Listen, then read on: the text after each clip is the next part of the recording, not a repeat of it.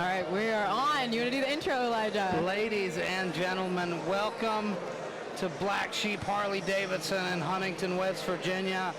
This is NLC Fight Night 39. I'm Elijah Thacker. I'm alongside the Queen of the Sting, Becca Robinson, and Brazilian Jiu-Jitsu expert, Zane French Fry. Any comments to that? We are here. Just wait till the octagon's back. I'm in that tournament. So we're back again, and we have an amazing boxing and kickboxing card tonight. Let's talk a little bit about it. Main event of the night, we have an amazing matchup with Brody Fulks against a guy that you know really well, and Daniel Powell. Daniel Powell. The champ. Kentucky champ. Yeah. How's that feel? It hasn't really set in yet. I need to go and add up our team stats for the year because it would probably be surprising. We've gotten 6 belts this year in competition. So all small local titles, but except that Kentucky State, that's definitely the biggest one. That's nearly as many jiu-jitsu titles that Zane Fry has under his belt. Correct. I have many. All the belts. He's got all the belts in all the divisions. The gatekeeper. So, what's Daniel been doing to get ready for this big match? Because Brody Fulks is a tough guy. He's coming in with a 3-1 record. Yeah. He's got a little bit more experience than Daniel. Yep. And, you know, he's training out of a great camp there at Category 5 in Hurricane. Oh, yeah. And he's the hometown guy. He is, 100%. I think for Daniel during this fight camp, he's been pushing his like psychological side of it, you know, the toughness, the mental toughness, doing things that he doesn't like to do, doing the uncomfortable, sparring the people that are difficult to spar. So he's really put himself in a lot of challenges and had to work out of them through this fight camp. And I think that was probably the best thing that he could have done for this one, because Brody is going to be a problem. So how are you guys approaching this fight as far as training for a guy like Brody Fulks? Yeah, honestly for this, it's kind of been more, let's focus on us, not necessarily Brody. We do get film on Brody. He's fighting a lot for new line, so we kind of know what to expect as far as like how he plays the game. However, we've just been focused on our game plan. Daniel is going to come in a lot heavier than Brody today. Brody's been walking 153, and Daniel rehydrated to this morning 167. So I think that could play in his benefit. He might be able to sneak some damaging shots in. So tell me, you take your commentator mic off for a second. As a coach, how do you see this one playing out? As a coach? Ideally, things go according to plan. Yeah. According to plan, I really want Daniel to go all the rounds. I want it to be drawn out. I want him to get the most experience possible from a fighter as good as Brody, because that's what makes you better as an amateur. It's not about who you beat. It's the amount of time you spend against a puzzle and how strong you are to kind of work your way out of that. So as a coach, that's what I want. I want this to be a good, hard fight for Daniel. I want him to be challenged. And you're a good boxing coach as well, Zane. How do you feel, about what she's saying as a coach? Well, we're in the same boat today. So my brother's stepping up, and he's fighting Edward Petaway, Cali King. The first Duke Cali King fought Patterson. He's fighting tonight as well. My brother was supposed to fight him initially. Then he had the MMA fight a week before Logan. So we switched opponents on the last one. And he had words for us and everything, whatever. And we just went back and we said, screw that. We're gonna go fight the guy who beat you. Yeah. And on top of that, it's a good challenge for him. He's early on, but he really took it seriously and he really locked in early. And he had an absolutely explosive debut. That's about as good as it gets for your debut. And I want to see him win fights that people think maybe he shouldn't win, rather than fights to where it's just, easy he would show. wins. Yeah. Petway's got a record of 2-0 coming into this one, but he's also got a good bit of MMA experience, so he's definitely going to have the experience advantage. How do you counteract that? So if he was a pure boxer, that would be a little more of a factor, but I think the fact that he does go back and forth does play into our favor. But also we addressed it exactly like we did the last fight. We train for the fighter we're fighting. We train based on exactly what we've seen in the past. So we've seen him fight before. We know what he brings to the table. As of recent, and we train exactly for that. My right arm's dead because I've been sparring southpaw for the past 2 weeks getting him ready for this. Because we've got southpaws in the gym, but they're all shorter than him. Callie's a long tall, fighter. yeah. Yep. So been working that, and we just trained him exactly for the fight we anticipate on him fighting tonight. You know, I thought that was one of my favorite matchups of the night was Pat Way versus your brother there. Yeah. Chase Bowyer. Man, he looked really good in his debut, and he looks confident.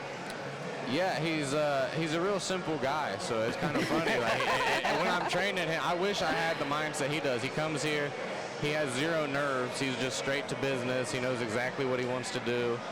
He made weight easy. If I could have everybody I train, if they could all be like him, it would be simple. But he's also hard to have a conversation with because he's just, straightforward with everything. And we've also got another title fight tonight, the NLC Cruiserweight title, that 200-pound title. We're going to see Lucas Wright up against A.R. Green, and we just saw A.R. Green with a great win over Dalen Jimerson back in August. Yeah. A.R.'s a guy I always like watching compete. He's got a really straight, sharp, straight right. And he has a very professional style. He's not like your typical amateur boxer. He's going to take his time. He's going to put things together, and it's going to kind of be in a pattern more. It's not going to be that frantic amateur. He's got a lot of ring time, sanctioned or unsanctioned. He's been in there so many times. Officially on paper, he's got a 7-5 record, and he's fought a wealth of guys that are really dangerous. Yeah. Every time he fights, it's either for a title or elimination for a title or a top contender. And he's also doing smoker shows himself, setting up in Columbus with smokers us, up there and doing real well with that. AR's a guy who just lives and breathes boxing, I think. And then you see guys come out of that too, like Saeed Campbell, Osvaldo Cotto, a lot of guys that come down here and end up winning titles locally and then turning pro eventually. I love those guys just because it's very rare that they shy away from a fight. And because of what AR's done, I've actually got to get my fighters a lot of opportunity and go against his guys because they don't say no to fights. It doesn't matter the experience. It doesn't matter, who did this, who did that. They're willing to jump in there and put it on. And a lot of them are dangerous too. They might not take it as seriously as far as cardio and just being in the gym every day, but they've been in there and they know. They got IQ. Yeah. And Lucas Wright, he's a guy I've not seen a lot of. Dangerous power. My gosh. He was in the Mountain State Brawl when I fought Austin Markham. And he had one of the most brutal knockouts I've ever seen in person. He's been around the game for a long time too. He's a madman, that's for sure. I've talked to him. He's Sam Jones' gym a little bit Craycraft, right?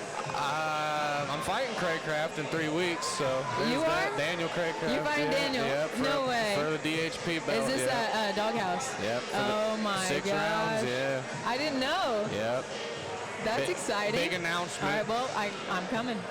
I wasn't going to come, but we'll see you there. All righty. But, I've seen a lot from the Sam's gym. Yeah. Somebody I train with up in Columbus, Jeremy Karshner, I know he's been down there a number of times. He's sparred with Lucas and Sam's gym, those guys are always really solid. I've seen them in the corner a lot. Yeah, the true boxing gym. True boxing, technical. Well, you see a lot of these gyms up in Ohio, we're pretty much custom to USA boxing, which is, you see a lot more technical boxing coming out of that than tough man backgrounds and things like that. So and it's just a different scene. This is a really unique clash of styles with Wright and A.R. Green because A.R. is not a guy who's typically going out there looking for that big knockout. Right. He's a technical fighter. He's usually going to go the distance and outpoint you. You got Wright, who you say he's got big power, and he's probably going to be looking to stop A.R. Oh, yeah. I don't really have a prediction. NLC Fight Night 39. This show is being sanctioned by the West Virginia State Athletic Commission. Leon Ramsey, Commissioner Chairman. Eric Davis, Chief Deputy Commissioner in charge of this event, overseeing all the officials and the fighters. Tonight's referees are Matt Jones and Brett Masters. Judges tonight, Nathan Jones, Ashley Starcher, and Doug Robinson. Inspectors, James Wiseman, Kenny Watkins, Corey Starcher, and Chris McKinney. Scorekeeper, Kelsey Bennett. Timekeeper, Jessica Davis, and your doctor at ringside, Seth Atkins. If everybody could please stand and remove your hats for the playing of our national anthem. And I don't see the flag.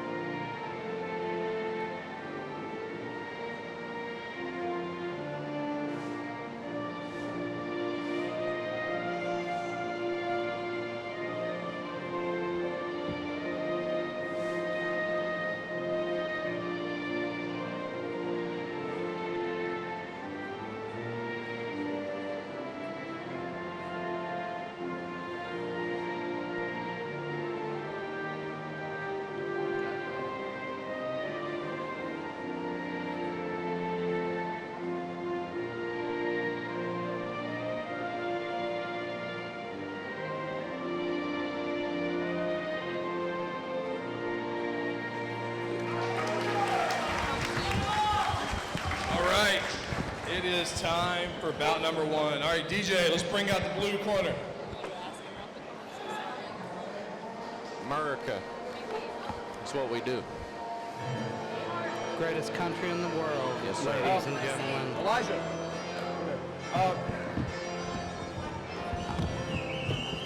So AR is not eligible for the belt, but let's show him a lot of respect still. He gave it an effort. He really tried. He just fought heavyweight less than a month ago against somebody 270 pounds. And he's got a heavyweight fight coming up in a few weeks. So it's like, Are they fighting? yeah, he gave it effort. He's just kind of going up and down. He gave it his best effort, but all respect to him for still fighting. So ladies and gentlemen, we're getting ready to get started. We've got Mr. Anthony Franks, Anthony Bank Franks out of Frankfort, Kentucky, making his boxing debut. He is 24 years old. And He looks the part. yeah, absolutely. Just looks very calm. Just getting started in this game. Got the gladiator shorts on. Can't go wrong with them. Nice touch. I'm a man of The Zane Fry special. We know. That's what we do.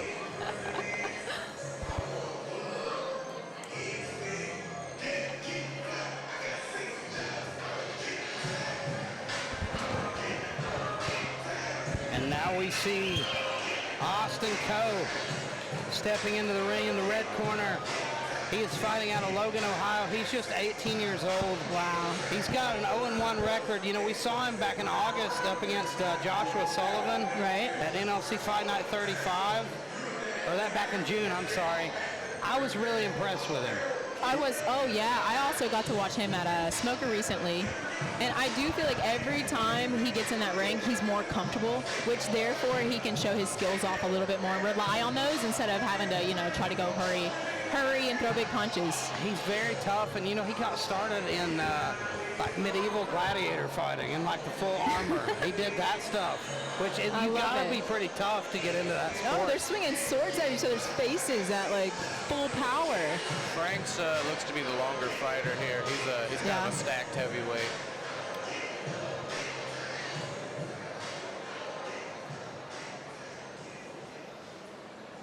Ladies and gentlemen, we are at bout number 1 on the night. This boxing match is scheduled for 3 rounds in the heavyweight division. Fighting first, out of the blue corner, he's making his boxing debut. He stands 6 feet 1 inches, weighing in 205 pounds, from Frankfort, Kentucky, Anthony Franks.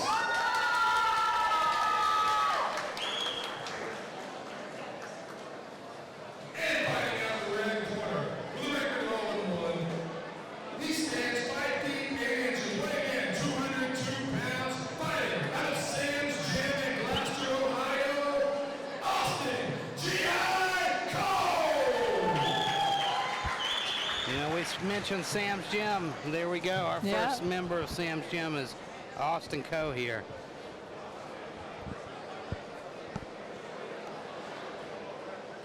And we are underway with our first bout of the evening, ladies and gentlemen.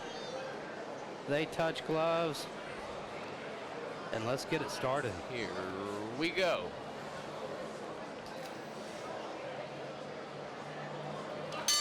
Zane Fry with his classic catchphrase. Here we go. Oh, Hands down, low, yeah. cocky. Ooh. He's wanting to catch him with a big shot. That was a good left hook from Coe. Yep. Austin Caught Coe him. just needs to be nice and technical here. Find the jab. Flowing with the southpaw stance. A little but sloppy, that's, though. that's not That's not as a a good debut look. fighter, I don't know if As that's the tough way you as want to come as out. tough as No. Coe is as well, he's gonna. No, he's gonna weather that storm. Yeah, and he's gonna catch you. Maybe Yep. he knows something Look, we and don't. I like the patience of Coe here. He's Good hiding body behind shot. the defense, and then he's popping a couple combos. That left hook to the body was money. Yeah. And blue corner here, we're getting a little close on our punches. He's got to use that range, stretch his punches out a little bit. I'd like to see Coe follow that left Nice hook with a jab right cross. straight. Right up the middle. But based on activity so far, blue's definitely throwing more. That was a hard left hook. It Yeah, was. it got from around Franks. the glove, it looks like. He's definitely got a lot of confidence. He does. He's up. That big uppercut from Co's got Franks to as well. tuck that chin a little bit more. And Co's really not been able to make him pay so far. Nope. I wonder if he's trying to weather the storm. He's got a good high guard. He's just getting split a little bit. Nice little shot there. About 1 for every 3 he's landing. Yeah. Oh, that was a big nasty, nasty straight left. Knocked the head back of Austin Co. Guard still tight though. Yep. I'm really impressed though with the confidence of Franks. Oh yeah. I think he's got his chin wide up in the air, but you nice come out, cross. if you debut in those shorts, you got to be confident.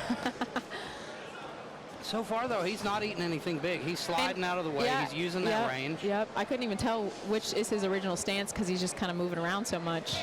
And a debut doesn't mean hasn't put the rounds in the gym either. Right. Co isn't going to have to make this ugly. He's going to have to get in his face, get him on his back foot. Oh yeah. And I don't know if the goal was to just wait out the first round, but he's going to have to kick it up the next 2. But you also see Co's at a big power disadvantage. Oh yeah. As tough as he is, he's eating some big shots. Shot in the first round. I'm going to have to lean towards the blue corner just for the punches landed on that one, though.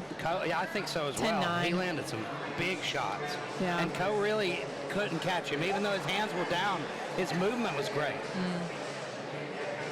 I'd like to see him moving his head a little bit, tucking the chin a little more, but so far, like if it ain't broke, don't fix it. Hey, and whenever he sneaks those combinations, and they're accurate. He's just got to give a little more volume with it. Very impressive from Anthony Franks. And up against a guy who we've seen a couple times before now, who's very tough. I'd like to see Co try to get his foot on the gas, make it a little grittier, uglier, even get a hold of him maybe, just change the pace of the fight. Yeah, and just looking at Co, he looks very calm in the corner there at the end. It looks like he's still got his breath under control. And so maybe he's awake now. We're in the ring tonight. Yep. You know as well as I, you can trap people. That's what Co's going to have to do. He's going to have to get him into a corner so he can't backpedal and get away. Nice pressure from Co. He's got no respect from Franks. Yeah. That's the thing. Co hasn't been able to hit him with enough power to really make him think about anything. He hasn't closed the distance yet. He's if he could double up that jab, if he could double up the jab, creep forward while he does it. He's got to get under it. Yeah. Oh, nice comeback from Co. There was the game-changing shot right there. I think he might have earned a little something, but Franks isn't wanting to slow off the gas. You see, they were toe-to-toe when he was fighting that. He's making Franks react now, though. Franks respects him now. He's got to work in there, though. He can't just walk in with his hands there. He's got to keep landing those. You can't just land one. Yeah, you got to go now. I'll tell you what, sometimes when I'm doing a fighting camp, in a training camp, and I'm focusing on defense so much because my opponent's a power hitter, I feel like my offense does really struggle. I'm just so focused on being defensively minded, I'm forgetting to put my punches together here. Nice straights, nice long punches from Franks. And when you're up against a power puncher as well, like it makes you think, because I can't eat these. Yeah, if I eat another one of these, I'm probably going to end up knocked down. So it makes you very wary. Oh, nasty uppercut. Yeah. I do wish, just for the sake of the sport, he'd keep those hands up a little and lose that cockiness. Well, somebody, I like it. I know you do. I probably said the same thing about you. I like it. Somebody down the line is going to probably make him pay for it, but right now he's fine. Yeah, nice little cross there, left cross. Co coming back with some nice hard shots. It's going to work till it doesn't. Yep, but Co's got to keep it on. A big lead up there. I think Co's landed the bigger shots this round. Nice uppercut to the body from Co. They've been few and far between. He's breathing with his mouth open now, too. It looks good, but, on a nice tight guard, he probably wouldn't have gotten into this fight this far. Yeah. No, you're right. I'm going to probably score that one to blue corner as well, just due to activity. That's it. I don't think he's doing anything else super spectacular to kind of get the extra. He's just throwing more punches right now. That was definitely a more competitive round than the first one. Yeah. Co made him think a couple of times there. If he could get more of that, he could maybe even get a knockdown here in the third. He's got to get a knockdown now if he wants even a draw in this fight. But what? I always salute Austin Coe. I've never seen him down and out ever in a fight. He's going to go tooth and nail until he just that bell rings. The kid is a true fighter. You know, he's so young and he's just getting started and he's dog tough. That's one thing you cannot teach. Final round. And he looks technical. Yeah, He really does. He's tight. Good he's cardio. Sharp. He's just... He's just not popping them off. And, I mean, it's hard, too, when you're getting hit so hard. Sometimes you're just thinking defense. He's at a reach disadvantage. He's at a speed disadvantage and a power disadvantage. That's tough. Yeah, he's fighting I wish he'd start off to the body a little bit more with his combinations. He's fighting a stacked cruiserweight, pretty much. Nice! Whoa, and down. What if down goes blue corner? Hey, we needed that one. Look at that, Austin. Look at Austin's face over there.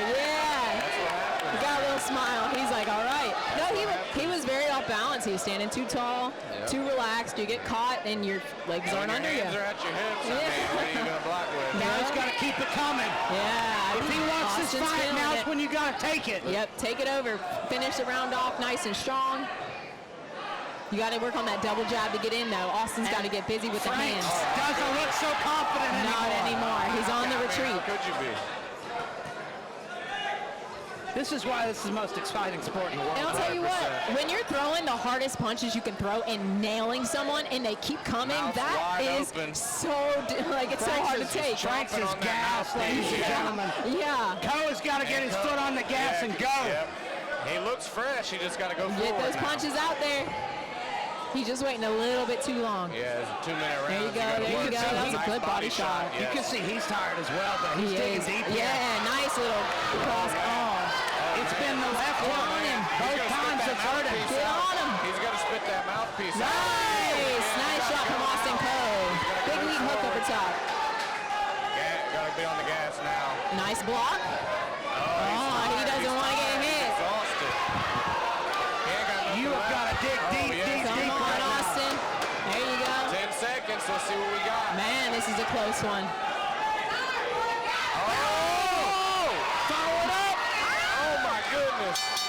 Wow. That last round. What a fight. That last round put the... I think we got a draw. I think so, too. Dude, we really could. You can't give him an L on that one. No. Would you give him a 10-8? Yeah. For the knockdown? 100%. Yeah, 100%. He won the round otherwise, too. Yeah. That's got to be a draw. Has to be. I would love for that to be a draw. No, it has to be. Yeah. If not, then he earned it. The scoring system's not there if that's not a draw. We knew that's what he needed going into that third, and he dug deep and he got it. I don't think it's going to happen, but if there's a 10-7 for some reason because he dominated the round other than the knockdown, then it could be a win for him. But other than that, I'm calling a draw on this one. I wonder if one of the judges might have gave him the second. I know he cracked him like 3 times. You never know down here, bro. You don't. It's going to be interesting.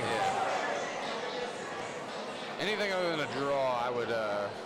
It's got to be either a draw or Coe if you scored the second for Coe somehow, you know. So I'm interested. I think Coe showed a lot of heart, man. He deserves that draw. And it's just one of them things where hopefully he'll take that and he'll go back to the gym and he'll not make that mistake again. Because he easily could have 30-27 that fight if he just had a little tighter high guard. Keith over the top ropes. Now, you know, there are benefits to fighting with your hands down like that. Your shots come at weird angles. They're very hard to read, but you see what can happen. But if you don't control the distance. And you start getting a little tired, you're not as quick. Yep. If the hands are down, the feet got to be moving. So after 3 rounds, all 3 judges have it. 28, unanimous draw. And that's a happy Austin out there. I don't think anybody can be upset with that. When you come back like that, it feels like a victory. All right, it's a draw, so we get to hear from both guys really quick. Congratulations to both of you. That was a fantastic fight. We'll start over here with Austin. Were you surprised by anything? This kid has power. Like, no joke. Nothing he really threw hurt me, but he's quick and he's got power. If he cuts down, he's going to be a problem. Hey, what about you? Any surprises from Austin over here? How'd you guys feel with this? Are we going to run it back? We'll just see what happens.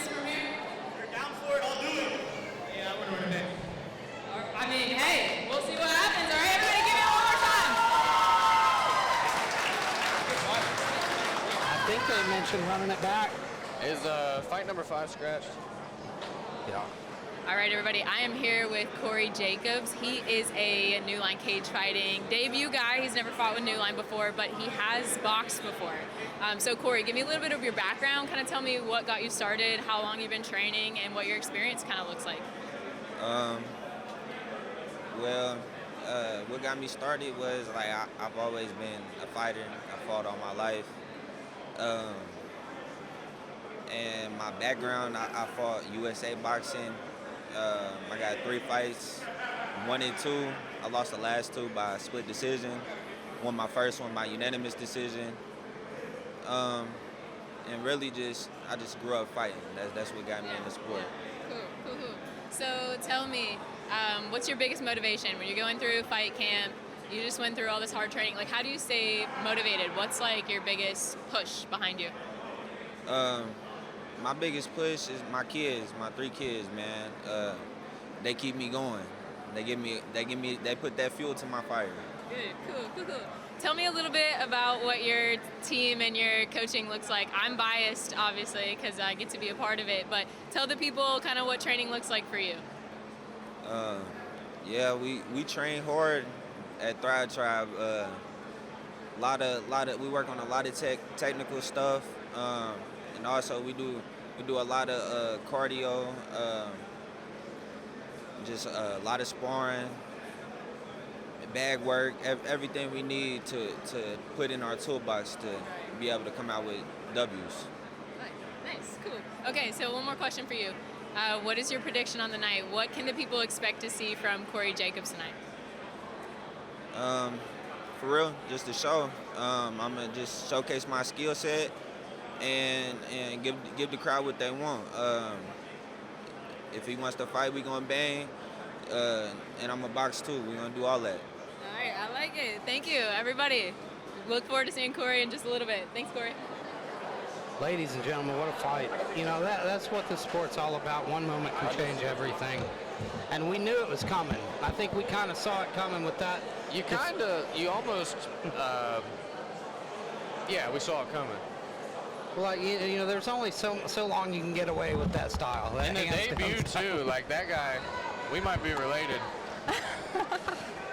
that's It's cut from the Zane That's one of your sons out there. Yeah, gotta be. How old are you? He should have flipped the crowd off after 25. 25, okay. Okay. Yeah, if You're he not old enough dogged to the be whole dad yet. town of Huntington, I would have been like, something's up. Respect. You need at least a 6-month suspension from the athletic commission before you can put your hands down. Now next up, we have a light heavyweight boxing bout, 175 pounds. Got Braxton Little making his debut, and it's the return of Nick Lyons. We see Braxton making his way to the ring now. He's fighting out of Campton, Kentucky, 22 years old, 6 feet 1 inches tall. And, you know, he's just getting started in this game, so what's the mentality? What was the mentality you both had when you made that first walk? I didn't even know. It's such a...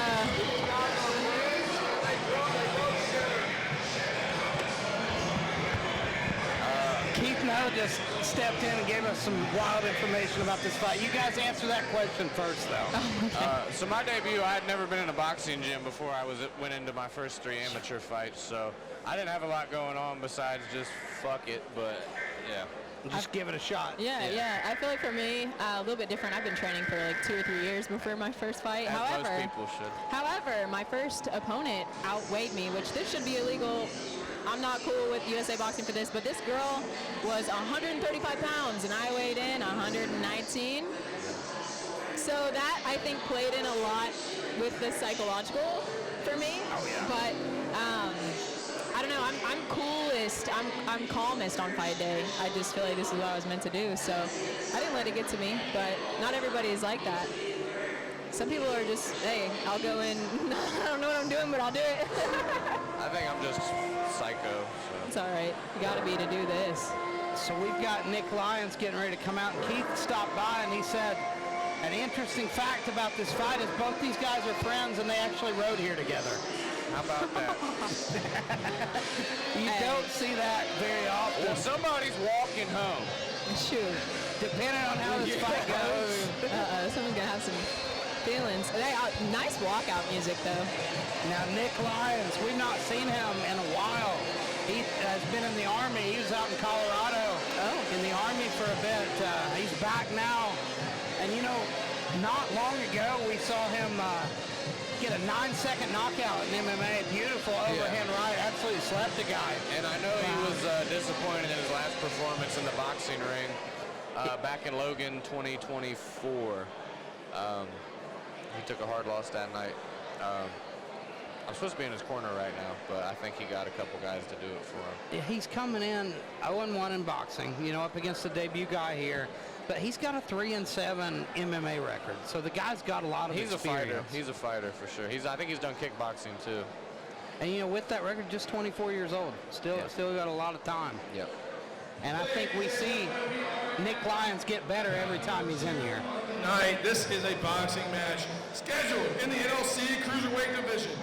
Fighting first, out of the blue corner, he's a boxer making his amateur debut. He stands 6 feet 1 inches, weighing in 201 pounds, from Campton, Kentucky, Braxton Leon.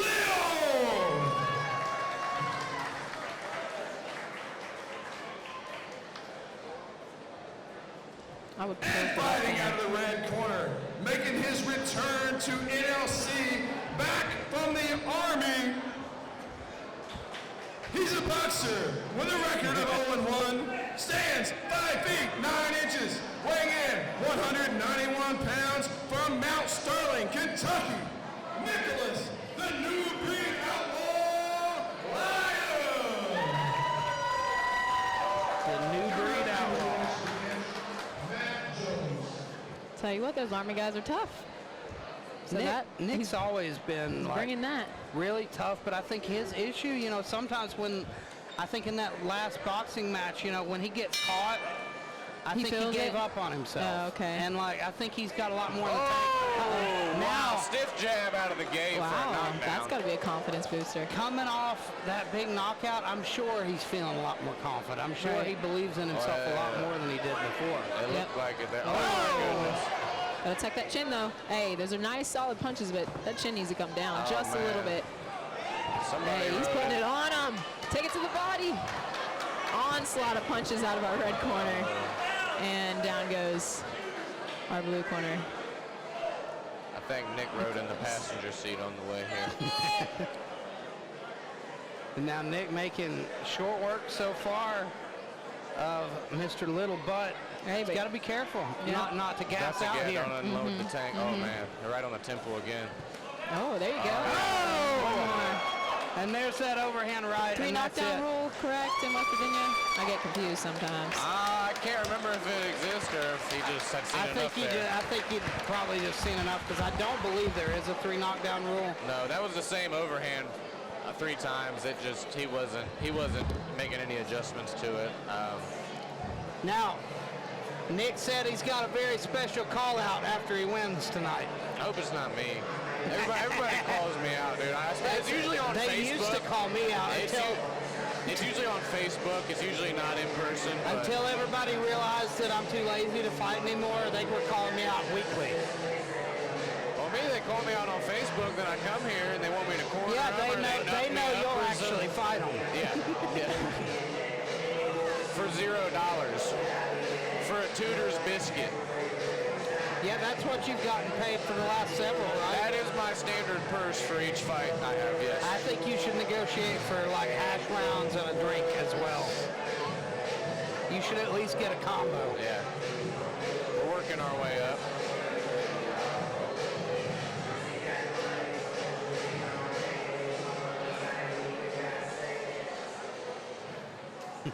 Ladies and gentlemen, we have over here. Referee stopped about 56 seconds into round number 1. You're going to TKO Nicholas, the New Breed Outlaw. The ending of a beautiful friendship. Yeah, that guy's just going to leave and Nick will be Childhood friends, actually. They've known each other for years. Hey, sometimes you just want to beat up your buddy.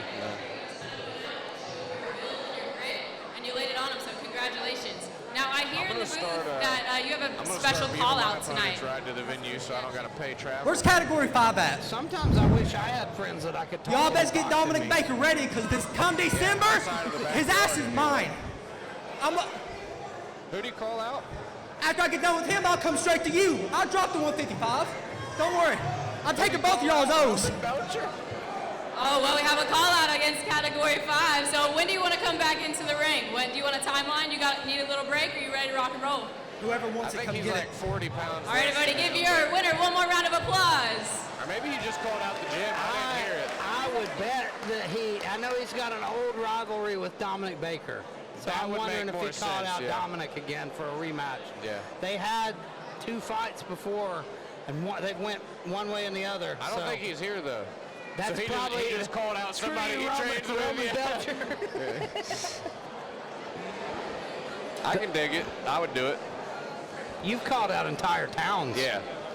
So that's nothing. And family trees and 23andMe's and all that. So next up, we have a cruiserweight bout. 200 pounds, Jordan Patterson versus Lucas the Bulldog Schaefer. So Becca, We'll see. tell us what happened there. I'm a little confused. Nicholas Lyons is going to cut his left leg off and fight Okay. Roman for the 155-pound title. So what just happened?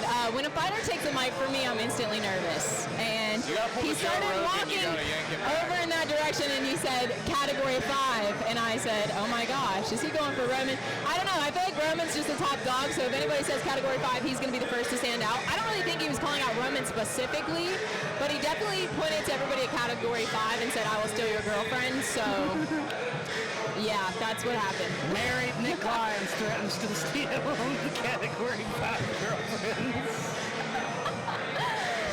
Oh, Just look who we because he have can. here. We have Jordan Patterson entering the boxing ring once again. Now we've seen Jordan Patterson before, I think. Yes. He fought, did he fight Cali King last? Was that his last fight? No, he fought MMA fight a week before the Logan okay. fight. Okay. He's been staying active, very active. Yeah. He said a lot of mean things about me, so good luck to him, but that's all I got. He called me out. Oh, really? Yeah. Fight him. If he can get an amateur win and get a pro license, maybe we can get that done. Okay. He doesn't have the time to fight all these people. I've got enough fights lined up till I retire. He's like, we're good. Don't even worry about it. I'll tell you what, I did see his opponent weigh in earlier, and he looks confident. He looks very confident. Like he said we got a game plan. We're sticking to our game plan. I'm going to execute my game plan. That's all he was talking about. So I really like to see a fighter who knows what they're planning on doing. It's an important, it's vital to This is boxing. a cruiserweight boxing match? Yep. Wow. You know, I was impressed with Patterson. You know, he had good moments in that loss. Yeah. Well, it looks like, so he weighed in at 168 for the fight against Petway. And I think he weighed in when the 190s for this fight. So he's up 27 pounds, I think. So we'll see if that. And one thing I noticed from his last fight is, I like how you said it, he learned from that loss. I remember him being very emotional after his fights, and I feel like he's been able to kind of rein that in. And that's really important, to be able to go in and just be clear-headed either way. And we see Chris Smith there in the corner of Lucas Schaefer. Chris is a great coach. He's a fantastic coach. And we also see the Butch Hiles logo on Schaefer's shorts. Training there in around Charleston, West Virginia. You've got a lot of good options with Chris Smith there with your boxing. They just renamed their gym, correct? Is Yes. it Concrete? The Concrete Coliseum. Coliseum, yeah. I love it. There's a man who's got some issues with USA Boxing as well, Becca. Which one? Chris. This boxing match is scheduled well, for 3 rounds. Chris will bring in his the NLC team down sometimes. We'll do some Cruiserweight sparring. Fighting first, He's out of very the good blue guy, corner, very good coach with as a well. record Cares of a lot 0-1. He stands 6 feet tall, weighing in at least 198 pounds. Fighting this- out of this really Victory helps. Boxing in Prince Frederick, Have Maryland. on our guys here. Jordan I think I'm starting to Patterson. smell like a rabbit cage over here. I don't know Honestly? about the fighter fighters. Honestly, I feel like if I'm fighting hot, And I fight fighting better. out I don't the have to red worry corner. about warming up. I'm Making warm, his I'm boxing hot. Now debut, after- he stands 6'1", weighing in 185 But after pounds, the fight, fighting out you're of the trying to cool off Concrete and you just Coliseum cool in off. Butch Hiles. They have shared Lay on the custody. floor, my best Lucas, the Bulldog Schaefer. Big pop from the crowd.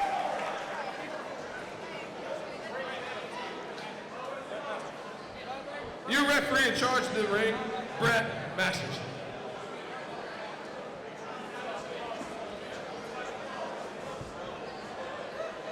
All right, we are set for 3 2-minute rounds. Our third fight of the evening. It's been a good one so far. We had one back and forth battle, then one quick finish from Nick Lyons. That's what I like about these all boxing cards. Yeah. It's all boxing. Yeah, I know, right? I feel right at home. And that's weird coming from a jiu-jitsu guy. Yeah. Who needs calling? We haven't joked about calling Yeah, yet. we got somebody better. We got Zane Fry. Yeah. I told you. Oh, nice jabs from Peterson, though. That's something I didn't see from his first fight. He kind of came in a little more spazzy. It looks like he's bringing some 1s and 2s. Yeah, his hands are in front of his head. That's Yeah. a good thing. You can tell he's been putting in some Whoop, work. Took a couple. He took a 1-2 there from Hey, but he'll take Schaefer. them all day. That I do know. Offensively, his hands are up. Defensively, his hands are down. Oh, nice head movement there. That's the issue right now. From our blue corner. This is a very technical match. And it's interesting. You've Nice got job. Patterson going low, ducking, going to the body, and you've got a very upright stance from Schaefer. Yeah. You can see Patterson's been working on the boxing, the setting Yes. things up instead of just leaving in and throwing big overhands. Only thing I'm seeing right now is just Nice little stiff jab. little lazy technical stuff with that Yeah, pullback. the defense isn't there. You get caught on the pullback, so you got to really pull back with your chin down. His hands are up when he's Yeah, offense. yeah, But but when is he's, it- when he's on taking that step back. when he's on his back foot, his hands go down. Oh, nice See? head movement by the hands. Like you said, he got clipped because the hands And were down. Schaefer's got this slow, methodical style, but he's landed Yeah. good shots. No, and you're not going to get as tired. I He's might be- conserving. I might be crazy, but Patterson looks tired to me already.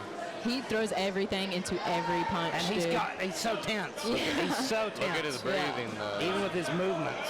But I don't know. His output might be enough. Well, we'll see how this last 25 seconds goes, but he might have had enough output in the beginning to He's take done the a lot first of round. good work to the body, but Yep. Schaefer's done some good work up top. And he's made him pay. Oh, and there it nice, is. nice patience. He's just a little more technical. Oh, he's out on his feet. He's out. Out on his feet. Oh, my, he is Stop out. it. Schaefer unloads with a few Wow. seconds left in the first round. He called it. He doesn't know what happened. He thought that was the end of the round. And Chris Smith tells him he won. Dude, it's over. Does You he did know? it. Does he know it's over? Probably not. He was out on his feet, dude. I told Wow. you, I could see it in his face. He just looked gassed. As soon as, Schaefer had that slow, methodical style, but as soon as he got him in the corner, he just lit him up. And his hands were right on his hips. He looks exhausted.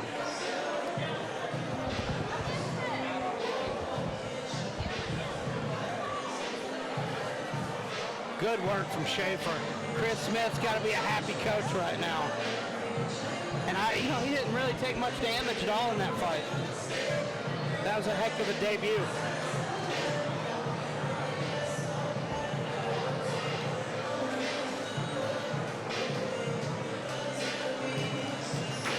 That would be one. That would have been a great replay. I can't wait to see that one back.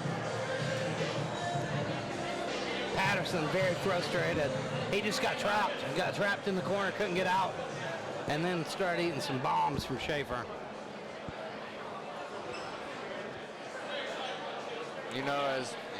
Regardless of what he said about me or what I've said about him, the kind of guys who have a rough start to their career like he's had so far, they kind of have a soft spot in my heart just because I know how it is. And it takes a lot to keep going. So if I could say anything to him right now, it would be just to grind and get back in there. Don't quit. Don't quit. Some do. It's hard. That's what, dude. I'll go. That's what I tell everybody. It's like, dude, if I'm still doing it, there's no reason. Ladies and gentlemen, Your referee has stopped the bout at 1 minute 57 seconds into round number 1. Your winner by TKO, the Bulldog, Lucas Schaefer. All right, everybody, I'm here with your winner, Lucas Schaefer. Congratulations, dude. That was the most awesome experience. What was going through your head? Did you think you had another round? I definitely had another round. Did you think the fight was going to go another round? You didn't know it was over, right? Honestly, I thought the round just ended. I didn't even know I finished him. I thought the round was just ending. That's why I kind of just walked to my corner. I didn't know I finished him. And then when they said that it was stopped and it was finished, I was like, oh my God, heck yeah, you know? Is there anybody that you want to thank today? Any supporters, any fans? All of my family, friends that came to support me. Thank you guys. All my training partners that were Petway, he helped me a lot in this camp. Chris Smith, my coach. Benjamin, my other coach, he wasn't able to make it here today, but he helped me a lot. So thank you for you guys. Any other friends and family that support me, thank you to them. And most of all, God. If it wasn't for him, I wouldn't be here. I wouldn't be able to do what I love most. It was really all them. All right, everybody, let's get loud one more time. All right, everybody, I am here with Christian Everidge. He is making his New Line cage fighting debut. He has fought before, but just not for New Line. So Christian, can you give the people a little bit of insight of like your style? What's your style when you step into that ring? What do you look like? Well, I used to be a wrestler, so I think you're gonna see some good footwork. I'm gonna say it's a little quiet. You can see a lot of 2-1, a lot of right hand, and I'm gonna eat a W. Nice, Yeah. I love it, cool. What makes you so confident, Christian? Why are you so, I can feel it radiate off you. Why are you so confident? Past 6 months, I've been putting in a lot of work, so I mean, at this point, I feel ready. All right, perfect. I asked this to Corey, so I'm going to ask it to you. If you could predict what's going to happen, if you could have it your way, what are the people going to see for your fight? Are we going for a finish? Are we playing the game? What are we going to see? I mean, I think I could get the finish, but I kind of want the experience. So, I mean, even if I'm dominating, I'm probably just going to go for volume and just try to score some points. Okay, no, I like that. That's good. Okay, do you have anybody that you want to thank or anybody that you feel like helped push you to this point right here? Yeah, shout out Becca, shout out BJ Robinson, shout out Thrive Tribe team, and all my friends and families. Peace. All right, I love it. We're going to wrap it right there. Keep an eye on Christian's fight later. Yeah. All right, ladies and gentlemen, after that amazing first round TKO victory from Lucas Schaefer, we're moving on to a flyweight kickboxing bout. 125, this is our first kickboxing bout of the evening. Got Andreas Ellison versus Josh Lacey.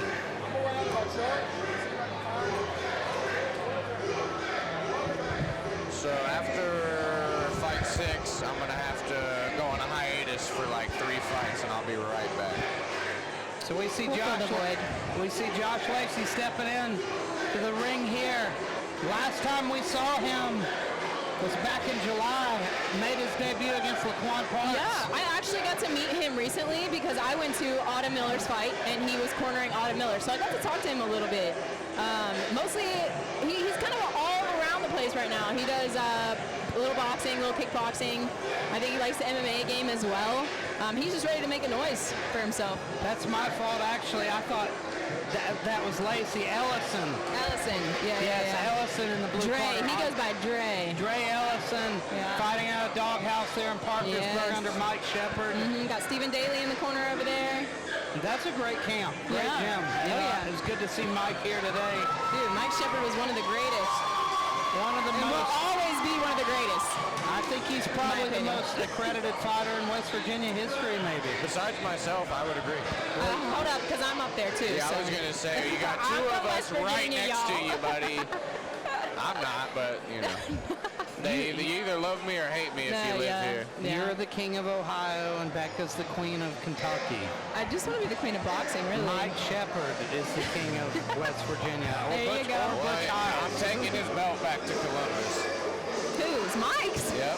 Mike Shepard? Yeah, in 3 weeks, I'm taking his belt back to Columbus. I thought she was calling him out. My bad. No. Zane's moving up to heavyweight. No, he's moving up to heavyweight to fight Mike Shepard. You heard it first. Back to heavyweight. That's where I started. We got a cat 5 guy. Man, the height, the reach difference in this fight is going to be extremely crazy. This guy here in the blue, Dre, he's going to really have to put it on to even touch this cat. This cat is long. Well, what's interesting is in kickboxing, the reach doesn't seem to be as big of a factor as in straight-up boxing. I've noticed that they're able to use the feints and the feet a little more to close the distance, and it makes it a little easier on them. And Lacey has that one fight of experience. He might have taken a loss, but he took a loss against Laquan Parks. And look, Laquan's very yes, tough. and look who his freaking team is. Oh my gosh, they're all killers. You know, being the smallest person in the gym, that instantly makes you tougher because you're having to go with bigger guys all the time. It really is crazy how long Lacey is. Making Matt up there look a little on the shorter side. For 125, you know, he's got to be 6 foot tall at least. Let's see. Did they settle on 125 for this? Yeah. Okay. Cool.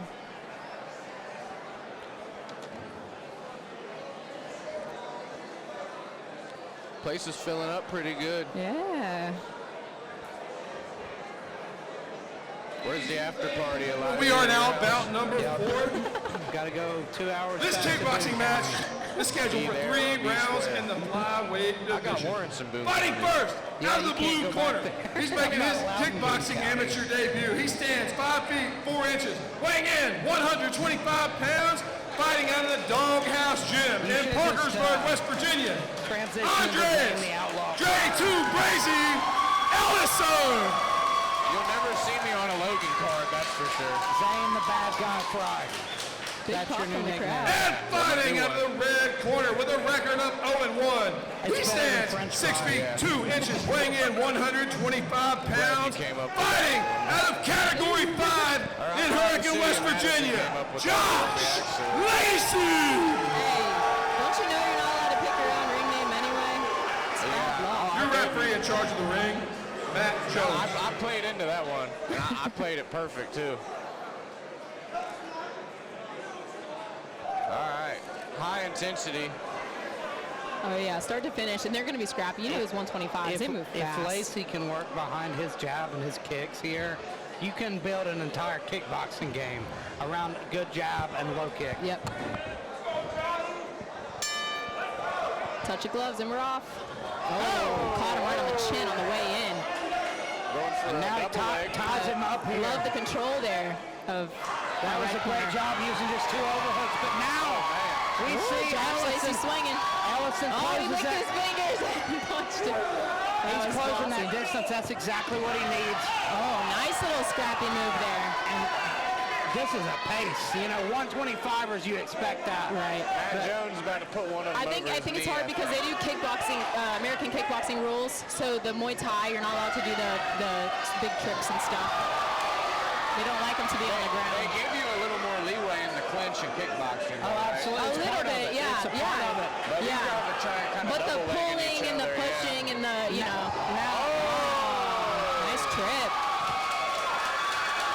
This is back and forth. That was a good call because I don't think that was a clean knockdown either. no, he shoved him.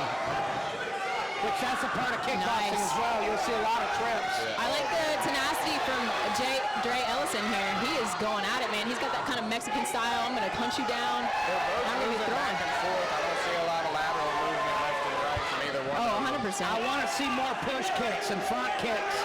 They're not staying away from each other long enough to set it up. It's all tight. He's got to get on his bike, and he can't let himself get smothered. That's why he's No, getting in yes, that's trouble. what I was going to say. Yeah. Forward and backward, forward and Josh Lacey, he's letting him in too close. He's struggling. Lacey's got to cut some angles. Yep, and kick a little sooner because he's waiting too long, and then This is just tough man pace. The big thing is you don't want to set up kicks without using your hands. Yeah. You don't want naked kicks. man, they're wow. both already very fatigued. 3 shots unanswered. Nice clinch wow, work. Nice overhand. Man, Lacey looks very they are both exhausted. He can't do this for 6 minutes. It's just. They're going to have to slow down now. Nice and body. get I got spit on me. Yeah, nice. Little bit of DNA on me there. Yep, thank you for that. Thanks for your spit. That was a great technical combination there It from was. Lacey. It And you was. see, when guys don't have nothing left, That's what shows his technique. Did they score that as a knockdown or just a slip? No, they slip. Okay, so I might have to go with red corner. I don't know though because I'll his give that written. I would give it a 9-9. I know they don't do that a lot. I think Lacey landed a lot more kicks Clean as well. kicks. I think maybe with the bigger shots at the end, I got Right, red corner right. 10-9. I think you see, like, there's a boxing advantage for Ellison. When Ellison can get in tight, he's been able to crack Lacey, but Lacey has some really nice kicks when he's able to use that range. Yes, yes. I'd like to see Lacey setting up those kicks a little better with his hands, working behind his jab.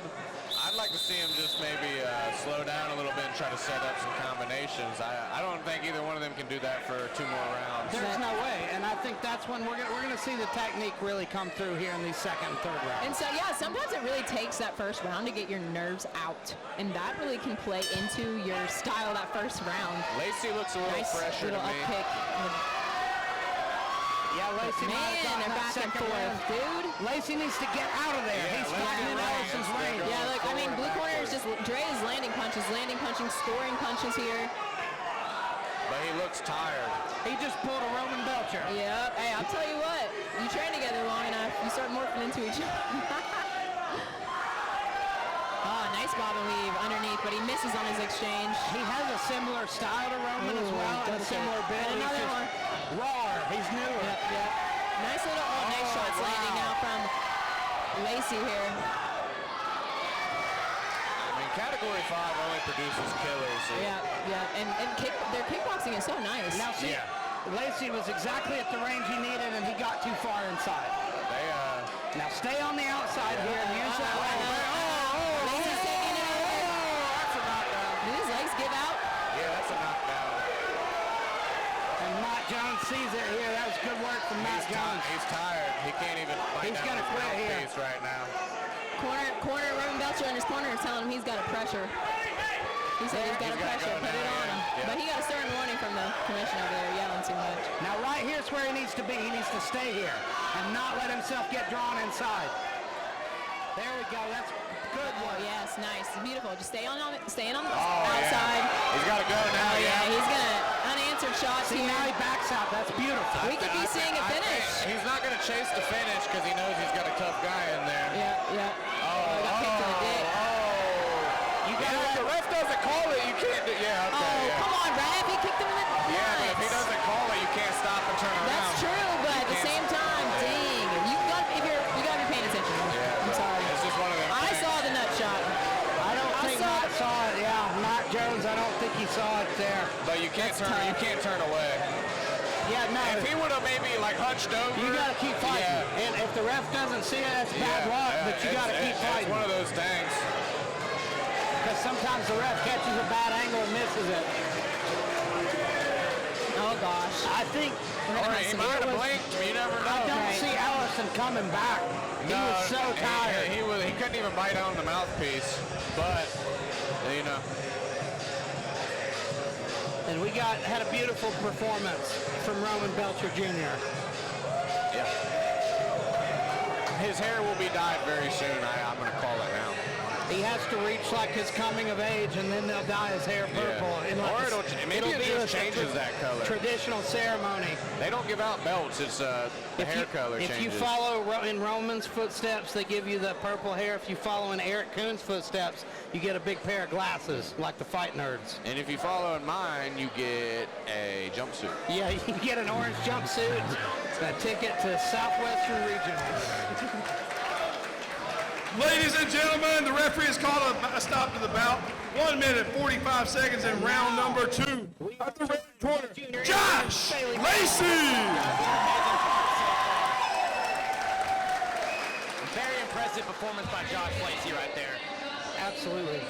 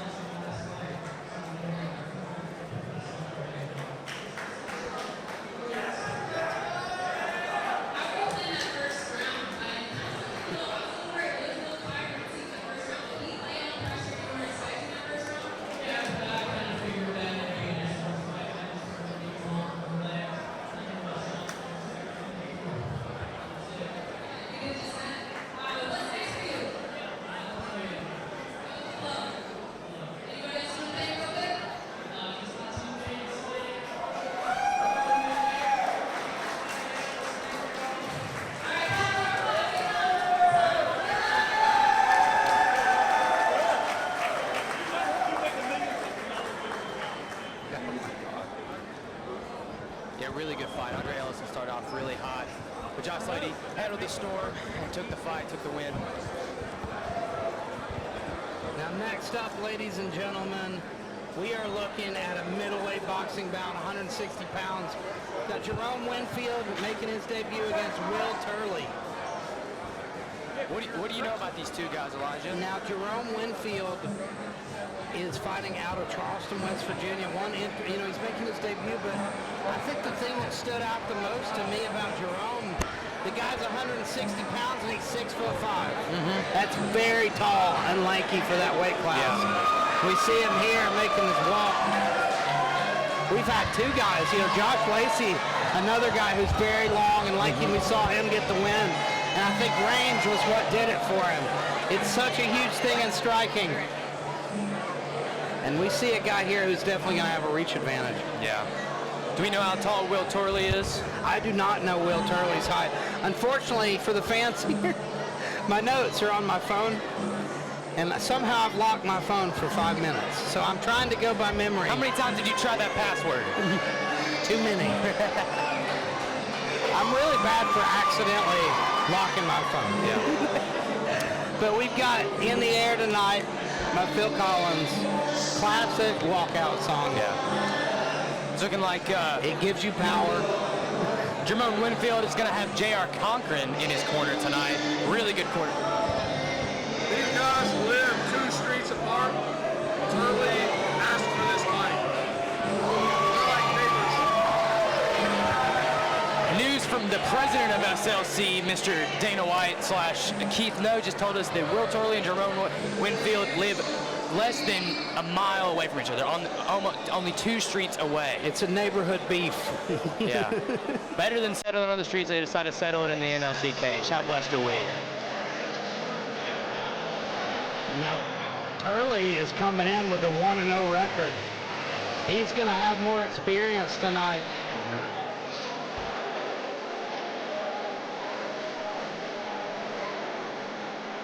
Yeah. Jerome Winfield, though, probably looking to stay on the outside, use that range of his. And we saw Turley back in August in Logan. That's where he made his debut, and I was very impressed that first win. You see how calm he is here. The guy really, he doesn't seem like a guy who's just gotten started. He's very comfortable in the ring, and that's a huge thing to look for when you're watching a guy just starting out. Well, like that's the most important thing when it comes to amateur fights is comfortability in that cage or the ring.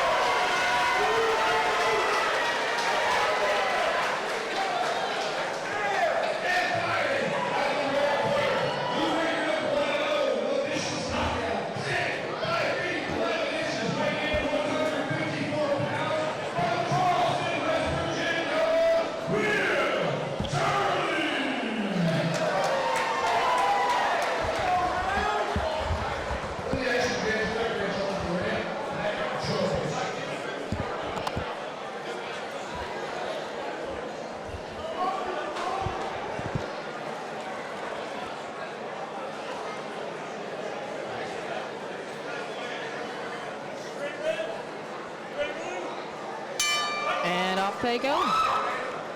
Very comfortable is Will Turley so far. Yeah, I'm excited to see what happens with this reach advantage yet again. Rushing forward really quick. And that's exactly what he needs to get inside. Man, they gotta watch them heads. Throwing hands. That first 30 seconds is always really squirrely. Nobody kind of knows what's going on. It takes them a second to kind of settle in a little bit, so we'll probably settle in here in just a minute. Wild fight so far. Sloppy from both guys. I can't really pick a side yet. I'd like to see someone just establish a jab in that first round, but Turley is like ducking down and leading with his head. Yes, and that's dangerous because you could, oh boy. It's dangerous because you could run into a head too, or an elbow, or a punch you don't see. How you can see a headbutt. Yeah. Just coming in with that head first, and sometimes referees will actually warn you about that. And you might run right into a punch. Right. Oh gosh. All right, we're settling down just a little bit here. I like the way that the blue corner is kind of taking the center, though. I would love. But he needs to sit down on the ropes. I would love to see Whitfield sit down on that lead right hook. Will Turley seems like he's getting tired. What's happening? I'm confused. You notice as Turley ducks, though, he's wide open for that hook. Yeah. Sorry. It's like Turley's getting. He's talking crap in there. He's getting emotional. Yeah. Will Turley, the red corner, he's upset, man. He's trying to get him down, but that's going to gas his energy. You know, Becca, what's interesting, there's got to be some beef here because these guys are 2 streets away. Two streets away. Really? And no one asked for this fight. Yeah, Will Turley asked for this fight. This is definitely some outside beef. Oh, okay. That makes it fun. But I'll tell you what, Jerome here is like kind of put it on with them uppercuts. Jerome's game. He's taking the lot, and look at his face. He's getting excited. He's feeling confident. Turley's getting tired. He's getting tired. Like he doesn't even look like he wants to continue. He almost looked at me there like he heard me. He's like, oops. I'm going to give that one to blue corner, just the way he finished it off. Jerome the uppercuts over there, the shots to the body. Yeah. And just a cleaner boxing. Yeah. A little too squirrely in the beginning, but looks like settle down just a little bit.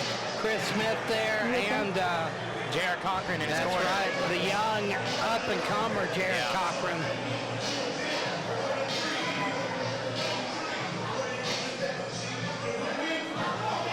Matt Jones looks like he's enjoying calling this wild fight. I bet he's worried it's going to turn into a wrestling match soon. We've already seen him go down once. Yeah.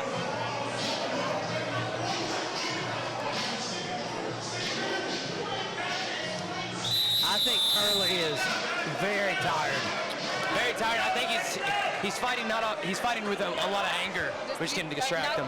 Absolutely. Yeah, that's distracting, but also it drains that adrenaline. Like you're using it in the wrong way.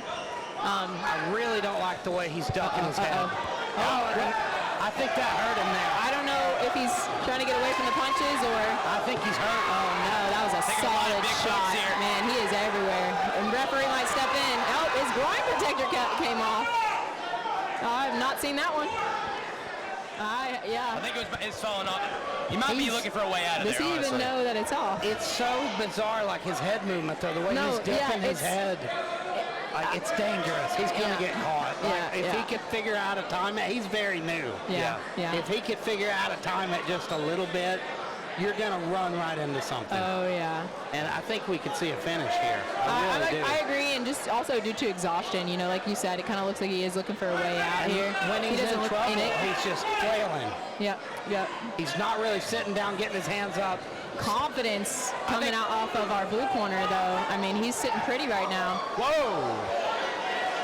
Oh, camera guy just fell. Yeah. J.R. Cochran just saved one of our camera guys. Shout out. Woo! Man, we're getting all the action here at New Line Cagefighting 39. I think what Will Turley thought. Oh no! We might be seeing a finish, you guys. Oh, he wants out. He wants out. Yep, it's over. Yeah. Excellent performance. You know, that's got to be really satisfying when you get called out and you get the victory. It's an even sweeter return. Not to mention, you get called out by a more experienced guy and you get the win over it. Yeah, no, honestly right there, I don't even know if that came down to skill. I think that came down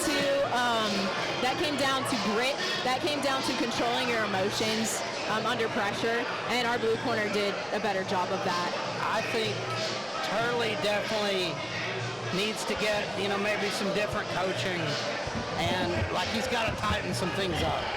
He really does. And honestly, just getting the emotional side under control really does make a difference. What do you think? Do you think he needs to tighten up? You think he needs to do better? Yes. I agree. You've got to do better. You've got to always try to do better in this sport. Keith didn't know he was getting a bonus He's gonna have commentator to tonight. pay you extra. Yeah, he better. Because you got. Love you, baby. That's right. Shout out to all the mamas out there from New Line Cage Fighting.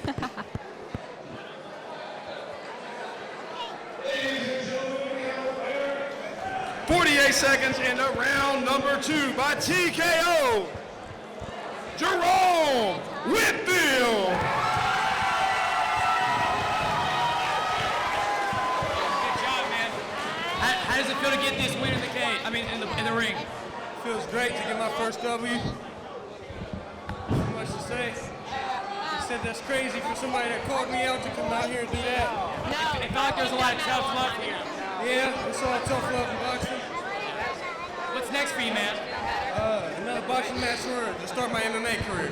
Hell yeah, man. Here, shout out to Jerome Winfield with a good win.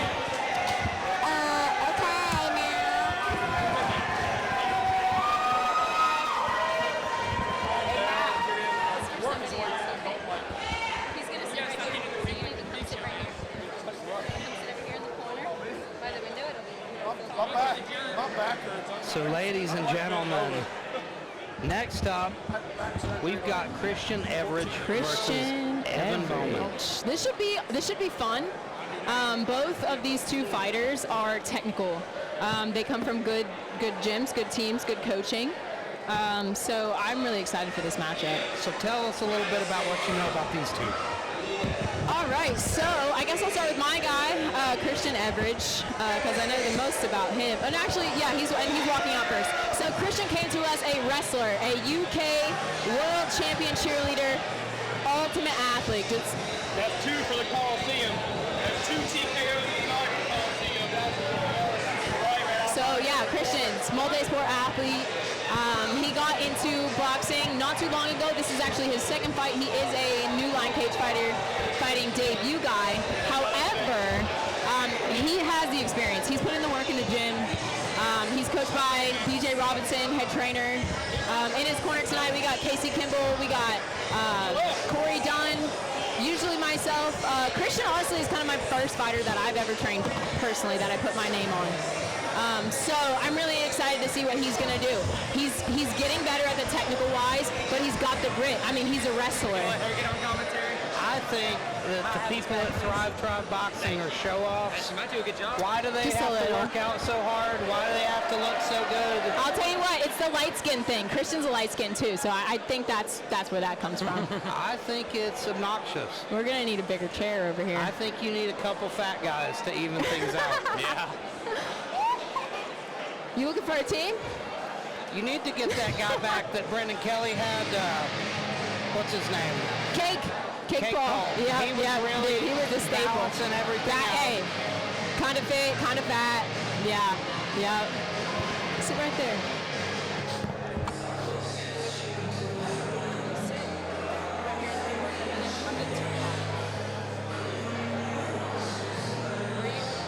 So Evan Bowman versus Christian Everidge. What do we know about these two guys? Well, you know, Christian is one of Becca's guys here. She was talking a little bit about him before. He's kind of one of the first guys she got to train. And so we got to see Evan Bowman, though, back in August. He is fighting out of the Urban Warrior Academy under Coach Larry Barker. I always loved seeing Larry Barker there in the corner. He's such a great boxing coach, and you can tell. Number he cares 7 so much at about NLC this. He's Fight so Night invested. 39. This boxing match is scheduled for 3 rounds in the super middleweight division. Fighting first, out of the blue corner, he's a boxer with a record of 1-0, standing 5'9", weighing in 168 pounds. Fighting out of Thrive Tribe Boxing in Lexington, Kentucky, Christian Everidge. And fighting out of the red corner, he's a boxer with a record of 1-0, standing 6'3", weighing in 168 pounds, fighting out of Urban Warrior Academy in Newark, Ohio, Evan Bowman. When the action begins, the referee in charge of the ring, Brett Masters. This is an amazing matchup of two great teams. I'm excited. I love Coach Larry from Urban Warrior Academy. Like, I can't say enough nice things about him, and the guys he's had have been doing phenomenally. This is a great matchup. I was super impressed with Evan back in August. Right. Very long. Right, yeah. Used his range perfectly. This is a great fight. This is one I think my picks for fight of the night, actually. Or potential to be fight of the night. Really clean boxing so far. It's going to be super tough to deal with that range of Bowman. Bowman's really good at staying behind those long arms. Yes, and I'm hoping Christian is going to be able to find his timing here. And you saw Christian coming up short a little early on, but now he's getting closer. I think he's trying to, lock it in, control, find the range, be patient, but also cautious. You can't rush in on a guy that's good. There. Bowman's really slick. You can't just crash in. Yeah. You're going to have to cut angles, be very smart. Nice shot to the body from Christian. Just barely missed. A big punch over top from Evan Bowman. Bowman misses as well. Both guys having trouble really connecting. Both guys seem really calm in there. And it's the defensive skill of both men. Both guys are being very sharp. I think we're going to see a very technical fight here.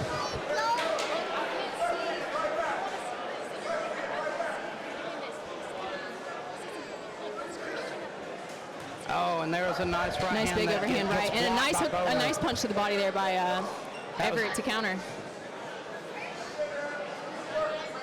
Very professional first round. Absolutely. High level first round. Just barely missed with that jab. That was a nice shot from Bowman. Sneaks through left straight.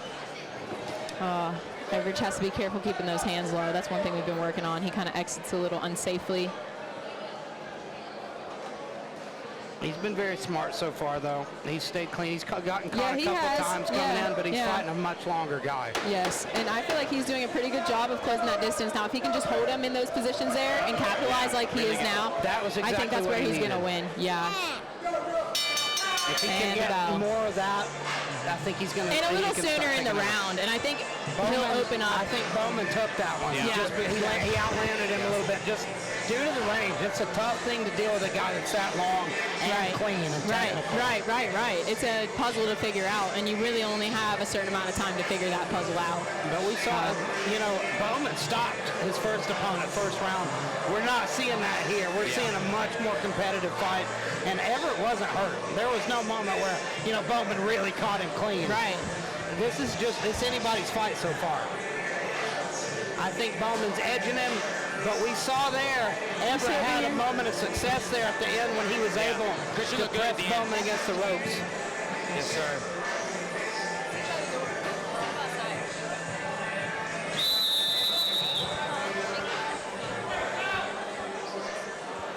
Now, Becca, if you were in the corner there of Chris, what are you telling him? I'm saying, Christian, we need volume. We need your volume back. We trained for high volume. Give me high volume. Throw more punches.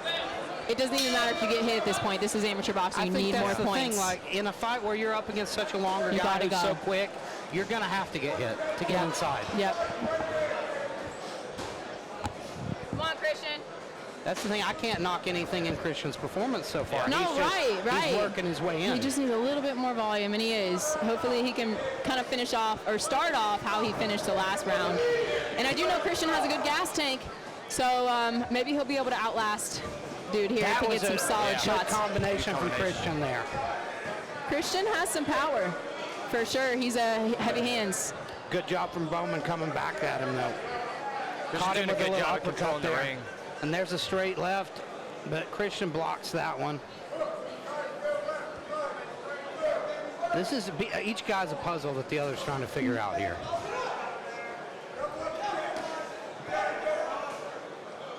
Nice combination by Christian. He needs to stop reaching, though. He's leaning. He's kind of wanting. I saw that he's too. Trying to get to the punch. He's getting off balance. It's hard to beat that range. Now, guys are successful with that too. Sometimes guys like Dempsey will fall into their shots. Uh-oh, he's having some issues with that right hand. Something happened there to Everett, and he's having some real issues there with that right. He's going to have to work off the left. He's going to have to hang tough here. Use that jab. Use that left hook. And we've seen it happen before, guys fighting compromise. Yeah, broken hands, strained wrists. And you see he's doing it. He's digging deep here. This is heart. That's good work. Yeah, he's got probably a round and a half left. He's just got to be able to push through. Everett's definitely hurt. Your guy's definitely hurt, but he's hanging really tough. He's doing a great job just digging deep right now. And he had a good moment of success getting him on the back foot. But I definitely think he's having Good some body trouble shot here with that right. by Bowman. I don't know if it's his bicep or his hand. He was shaking. I think it might be his hand. It's a thumb injury, I think. Oh, shoot. Actually, it might be a bicep tear. I thought it is a bicep tear. He grabbed here. Yeah, you can tell if you look at it, it looks torn. And you see that a lot when you're loading up on that right. And especially against the guy you're trying to track down. Yeah. That's a shame because this was such a great fight. Especially I was leaning with those punches. It happens. It's part of the game. And my condolences to you guys, Becca. I know that's not how you wanted it to go.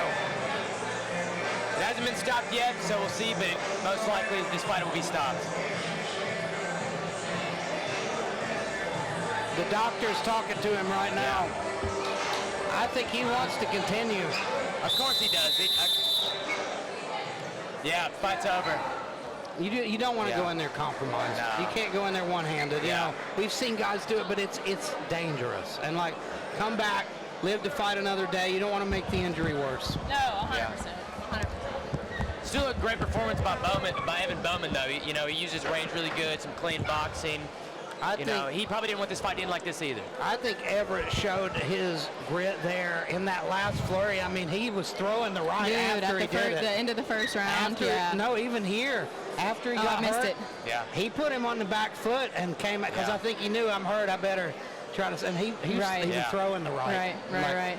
He was shaking the knee. He was like, screw it. He just went after it. Yeah, that's Christian. Guy's got toughness. He has the biggest heart out of anybody that I know. I could be wrong, but it seemed like he wanted to continue. He did. He would. Did the right and thing. he would. And that's kind of why I went over there. I want to make sure they were going to throw the towel. I don't like for my guys to get hurt. I mean, it's amateur. They can fight another day, but you can make it so much worse. Oh, and it's hair like that. If it's not all the way torn, don't push it. The bout has been stopped before the start of round 3 by the doctor due to an injury. It's unfortunate. Your winner by TKO from injury, Evan Bowman. Evan moves to 2-0. That's not the way he wanted. Evan, how does it feel to get this win? I know it probably didn't go the way you wanted. You probably wanted to go the full fight, get a finish, but how does it feel to get this win? The shit feels amazing, man. Shout out him. Shout out my people that's here. Shout out my coaches, man. That's all I got to say. Thank you, guys. Yeah, hell yeah. Evan Bowman. That was nice of him. Definitely was. And it looked like he even went over there to talk. Yeah, he went over there to even talk to BJ. And that's a class act right there. Yeah, for sure. I like all the guys from Larry Barker's gym there. No, they are. They have good technique. Larry knows his thing. He's been around the game longer than I've been alive. Larry's legit. So like, he knows boxing inside and out. Yeah. The guy, you can tell he's had his ups and downs in life, and now he's here. He has that dream, that gym, and he's got these guys that are talented. Yes. And he's doing really good work with them. And committed, yeah. You got guys now leaving other gyms up there, going to Larry, because he's doing good work with them. That's good. Now next up, we have Emmanuel Manning versus Jimmy Two Strokes Wingate. Ooh, I'm excited for this one. This is a fun one. This is a guy, Emmanuel Manning, who I have seen him almost every year competing in that Tough Man in Huntington. Yeah. A 10-4 record. That is, I think most of those fights are all tough man. Well, not all, but most are tough man. And then Jimmy Two Strokes Wingate, who is probably one of the hardest workers I've ever met. I always see him on Facebook working out. He's always in shape, always training, and I'm really excited to see how he's going to do this fight. Jimmy has had bad luck these last 2 fights. Yeah. You know, we've seen that he's 2-4, but he had a long layoff in his career, and just came back about a year ago in that Logan card. Took a loss to Josh Blair. But Josh was a guy who's really well known in that area, and Jimmy made that a lot tougher fight than people expected. Same thing with his last one. Jimmy looked really good in certain moments. He's very tough and gritty. He almost reminds me of like a higher level kind of version of like Cole Gibbons. Right. That's his main training partner. Very scrappy. Yeah. But both those guys are similar. And Emmanuel Manning is a guy, like I say, he's coming from that tough man style. She's about to pass out over there by herself. There's no air conditioning, it's killing us. There's no air conditioning, it's killing us.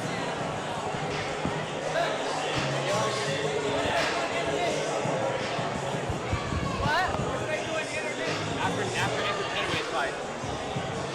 You can get her outside there, it's way cooler out there. 2 more. So, ladies and gentlemen, we are baking in here. It's like an oven. But the fights are just as hot. Yeah. No air conditioning, but it's not going to bother any of these guys. Yeah, I'm sorry. My headset is so sweaty. It's all right. Mine too. It's like Sorry. a swamp in here. We got to go inside. So, Emmanuel Manning, he's 10-4 and tough man, and now it's time to make that next step. Yep. To start competing at the amateur level in these 2-minute rounds. Excuse me.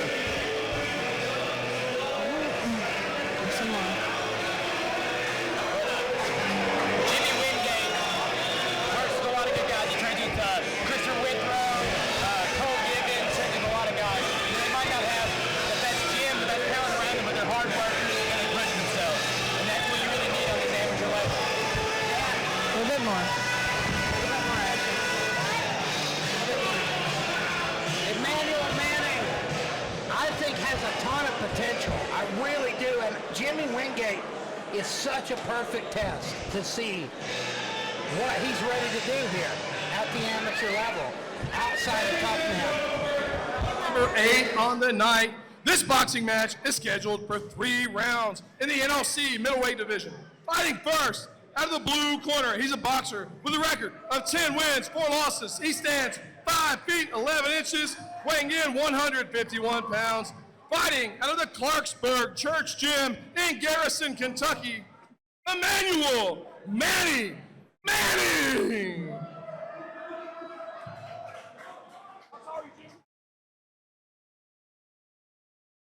Fighting out of the red corner, he's a boxer with 6 fights. He stands 5 feet 9 inches, weighing in 158 pounds, from Mount Sterling, Kentucky, Jimmy 2 Strokes Wingate. When your action begins, your referee is the almighty Matt Jones.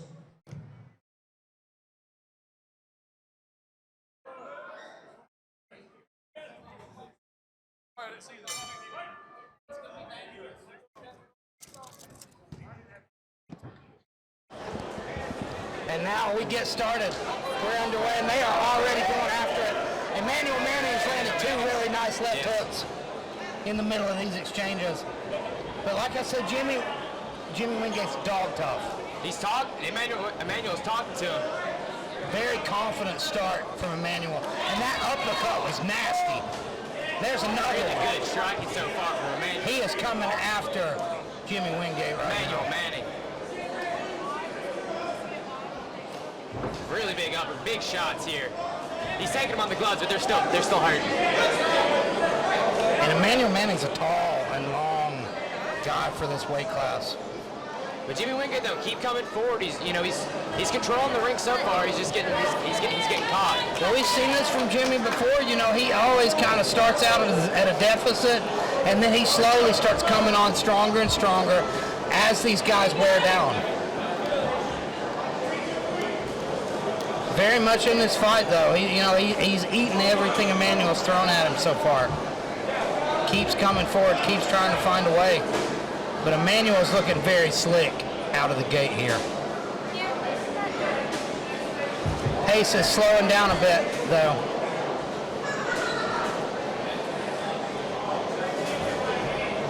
I think when you get to the point where you're tagging a guy like he's been tagging Jimmy, though, he knows he can find that big shot to close the show. Yeah. So now he's sitting down, calming down, and being a little more patient, which I like to see. Yeah. But he is breathing hard here already. Yeah. He's used to those 1 minute tough man style rounds. Yeah, he's used to blowing his load fast. That's all the time he's got. We'll see how Emmanuel does in these second and third rounds. Yeah, that was a very good opening round from Emmanuel, but he already is starting to slow down. So I'm very interested to see how it's going to look as we go along.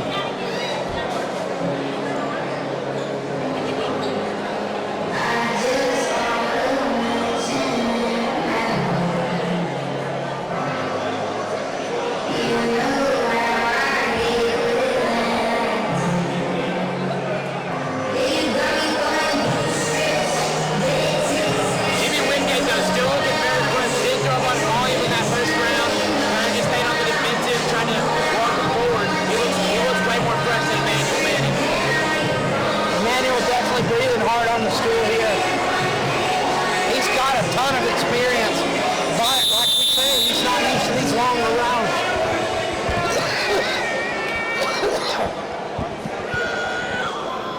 Jimmy Wingate, though, always calm in there. Jimmy's a dog, and he's going to try to find a way to win here. Being a little bit more aggressive. I think he knows that Mandel's getting tired. That's what you need to see from Jimmy's more volume, more pressure. Good hook on the way out there.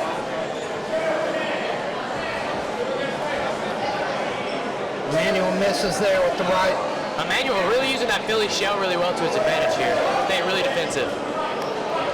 Good head movement. He sticks the jab, but it's nowhere near the volume we saw in that first round. He doesn't have the energy for it right now. And there's a straight right to the body for Emmanuel Manning. But it's just one and done. And there's Jimmy with a right hand. Jimmy needs to put punches together. Combinations. There we go. And Emmanuel slides out of the way, counters with a nice left hook. But we need to see more from Emmanuel as well. Both these guys have got to start throwing with more volume. Putting combinations right over the together. top there.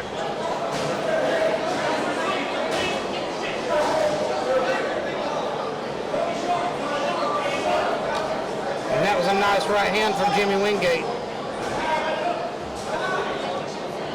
Jimmy in incredible shape. Yeah. You know how old Jimmy Wingate is? I think 38? Yeah, 38 and in this shape is insane. It is.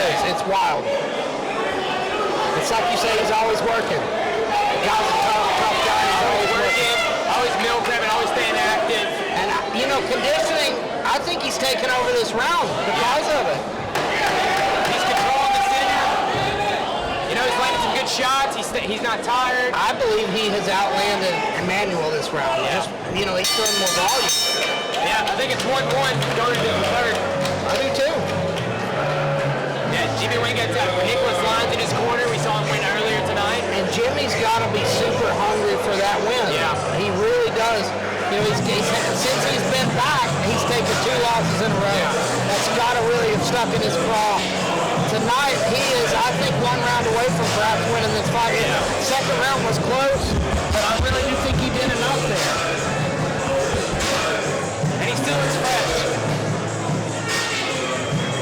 Now, if you're in the corner of Jimmy Wingate, what are you going to tell him?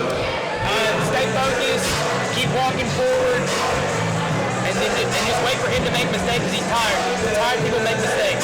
He's got to just press. He's got to keep his foot on the gas. Emmanuel is tired. Emmanuel's not throwing with nearly the volume he did in round 1. He looked really, really sharp in round 1. Yeah. And I would tell Emmanuel, stay technical, don't do anything crazy, just stay calm. You don't want to get down in the third round. If I'm in the corner of Emmanuel, I am screaming right now for volume. Nice punches there. Nice punch combination by Wingate. And another one. Wingate's the fresher man here. Very nice. Very clear. Expression in his face. He's ready. He wants to finish this fight or win this round. He wants this win. I think this round is going to come down who wants it more. Ooh. Nice right hand. Emmanuel's really sharp when he's throwing. He's just slowed down so much since the first. Yeah. He had a phenomenal first round. I think Emmanuel might be the better technical boxer, but I think Jimmy Wingate has the better gas tank. 100%. Gas tank's can win fights easily. Well, you know, Vince Lombardi said it best. Fatigue makes cowards of us all. Yeah. If you get tired in there, you can't do much. I don't care how good you are. And Jimmy Wingate looks like he could do 3 more rounds. You really can train the quit out of yourself, and that's something I'm sure Jeremy Wingate has done. Train the quit out of him. He doesn't quit. He keeps going. He's tired. Whatever. He's a guy. We're still here. He's dog tough. It's hard to stop him, and he's going to keep coming forward until you put him away. That's dangerous for a guy who's just getting started in these longer rounds. Nice onslaught of punches from Wingate. All those guys, Cole, Christopher Withrow, Jimmy Wingate, all those guys from the Bath County Mouse Drilling area, they're all hard workers. There's no quitting those guys in those rings. And this is a fight, too. Even if Emmanuel comes up short, he's going to learn a lot. Oh, nice. This is a great showing by Emmanuel, coming from that tough man kind of style into this, you know. He does not look like a tough man fighter. No, I would have gone more of a USA boxing. Emmanuel looks so slick. But did he do enough? I think Jimmy Wingate has beat him in the second and third because of I'm going to give this round 100% to Wingate. 100% to Wingate. He landed way more punches, period. He's coming forward. He's throwing.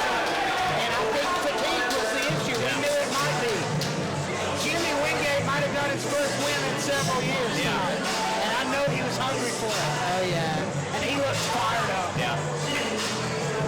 I don't know. He doesn't look confident. He shook his head. I think he thinks he might not have done enough. No, he did. Nick Lyons there in the corner is telling what are you talking about, man? He did it. I would give this fight personally to Jimmy Wingate. I think too. Second and third. Wingate took over. One of the most slick and phenomenal first rounds, though. I've seen it a long time from Emmanuel Manning. Yeah, very, very technical. Emmanuel Manning just needs to make a couple adjustments and maybe get that gas tank in order, and he'll be dangerous. He will. He's really slick. Yeah. And, man, he's tough. Can't put him down.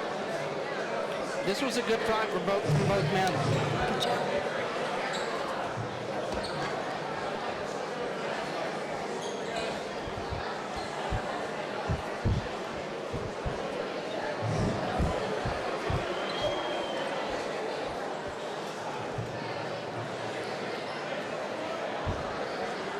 And our cameraman is getting hazard pay tonight for falling off the ring. Ladies and gentlemen, after 3 rounds, your judges have come to a decision. All 3 judges have it 29-28 for your winner, fighting out of the blue corner, Emmanuel Manning.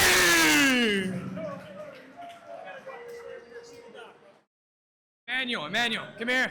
How does it feel to get this win? A really close fight here. Honestly, I don't think it was that close. I could have done a lot more than what I did, but I'm not going to say too much. We all know that I'm going to be back here and shit, and whoever on top, just know I'm coming for you. Oh yeah, Emmanuel Manning, shout out. Get the win tonight. You like that high.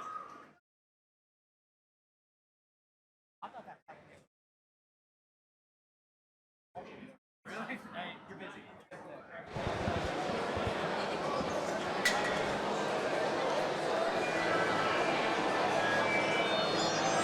Still though, no knocks to Emmanuel Manning. He fought such a clean technical fight. If I watch it back, I may see something different. Right? But I just think he wasn't throwing to the nose. Wasn't putting punches together. But he got the win, and that's what matters. Right. Yeah, took it home. It's not my opinion that gets you the win. It's the judges here. Zane Fry walking out with his little bro. I'm really excited for this one. Chase Bowyer, little brother Zane Fry, absolutely dominant debut. Got the stoppage in the first round, and you couldn't ask for better.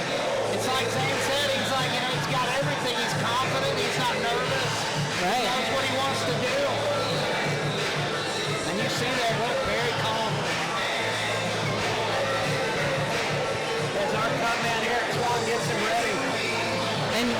a guy who's, you know, even if they are making their debut, when you have family in the sport, when you're still in the gym with your family every day and you've been around the sport, I feel like it's different.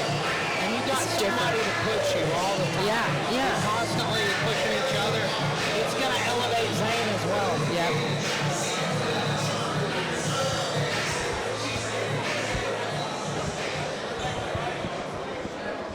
This is a very interesting fight. I think this is one of my favorite matchups of the night. I like watching the Cali King, Edward Petway.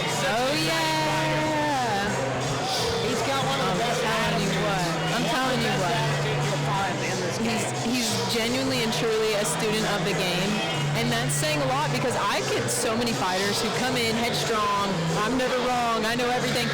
When you have that mentality, you will not go far in this sport. This is a sport where you need to be a white belt forever mentality. You can always learn, you can always improve, and that is Petway to a T.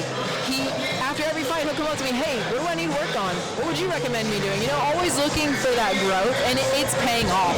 Every fight, he's getting better and better. Petway as well.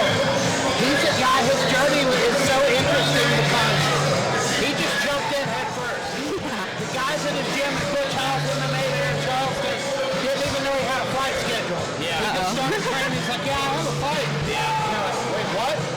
He goes out there and wins it, and they're like, you know what? We might have something here. And Petway's been hitting the ground running ever since. He's taken some losses in MMA. Yeah. Sitting at 2-0 in boxing, though. But those losses, he's just learned from them. He doesn't return. And I'll tell you what, when someone takes a big hit, takes a big knockout like Petway took for one of his first few fights, you either come back stronger or you never come back. You quit.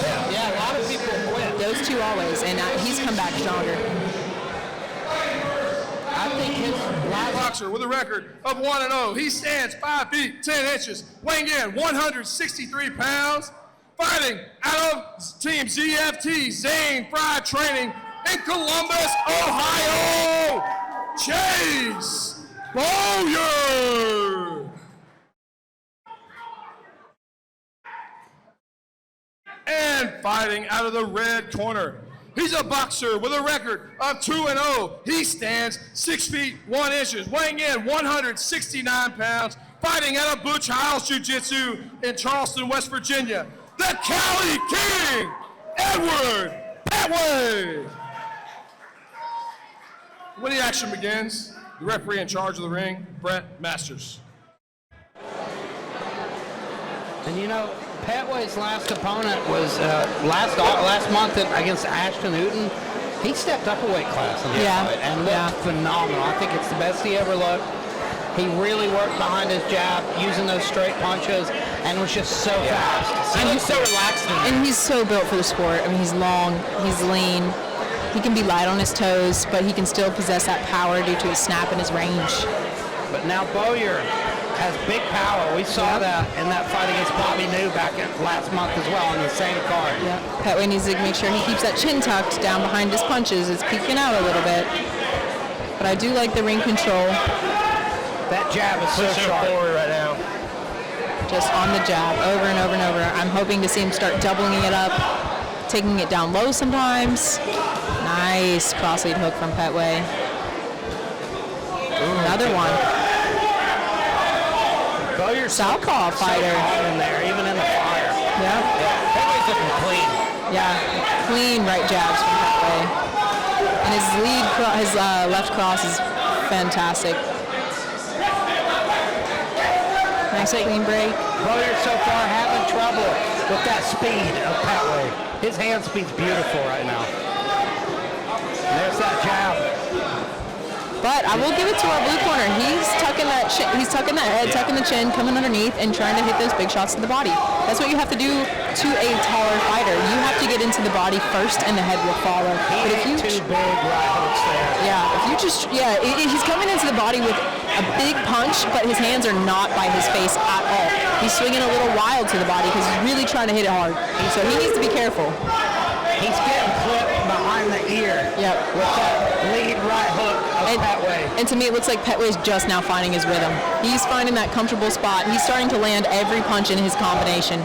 And that's beautifully. Once Petway gets ahead of you and gets that rhythm, you're done. That's when you're in trouble. Because I really believe Petway could do this for another 2 rounds. He's not exerting too much energy. He's just throwing the shots as he knows how to throw them. And I think, Bowyer's coach, Zane, his brother knew this was going to be a tough fight. Really great round. That's what he wanted here. Fantastic round. Petway. And you see, even though he lost that round, very much still in the fight. Hanging tough, didn't get hurt. This is good experience, win or lose. Oh, 100%. And Petway is not going to stop fighting after this, and he's going to go a long way. And I believe his end goal is to become professional. So it's really nice as an amateur to fight as many people as you can, so you can get that experience and kind of compare yourself with who you fought, and just carry that along your career. I'm sure you've fought some names that you're like, oh yeah, hey, I fought that guy, and he fought this guy, and now it keeps the sport fun. Same flag controls the music. His guys are controlling it now. And in between rounds, they're playing Nutshell by Alice in Chains, one of the saddest songs of all time. Petway, nice, cool and calm. Very cool. Coming out for the second round. And they touch gloves, and we're underway. Even his body composition has changed a lot since he started fighting. He's a lot more trim now, a lot more cut. You can tell he's cleaned up some things aside from his punches. Wow, he's just connecting effortlessly. Uppercuts, rear hooks. You can see he's taking this very seriously. Yep. And he's not in any defensive trouble now. So he's using that range perfectly. Bowyer needs to land something significant here. He's got to throw Petway's rhythm off. But he's kind of, again, just loading up and throwing a big 1 or 2 shot, and that doesn't work when someone's popping volume at you. He's having a lot of problems with this range. It's so good, and not only the range, but the speed. Yeah. When you got a guy who's longer than you. And he's on his timing. Much faster, and he is so accurate and pinpoint right now. Yep. I mean, I think I don't have the official count in front of me, but if I had to guess, Petway's at 70% landed. Yeah. I mean, he's a nice jab there from Bowyer in the middle of that, though. I think that was the best thing he's landed in a while. This is the best we've seen Petway by far. 100%. He looks amazing in there. I thought he looked that way that last card as well. He's found his rhythm. Now, he's found his style as well. A little blood from the nose coming out of Petway, actually. He must have caught a shot, but I didn't see it. He's doing a very good job at just controlling this fight start to finish. I think it was that stiff jab of Bowyer that landed earlier. Okay. It was nice. And we need more. Oh my gosh. Big shots from Petway stunned him in his stance there. And I think he's feeling the pressure. He's trying to just get away from the hands. I don't even really think he's aiming for shots now. Petway is just having his way. Into the second round like he did the first round. Oh, yeah.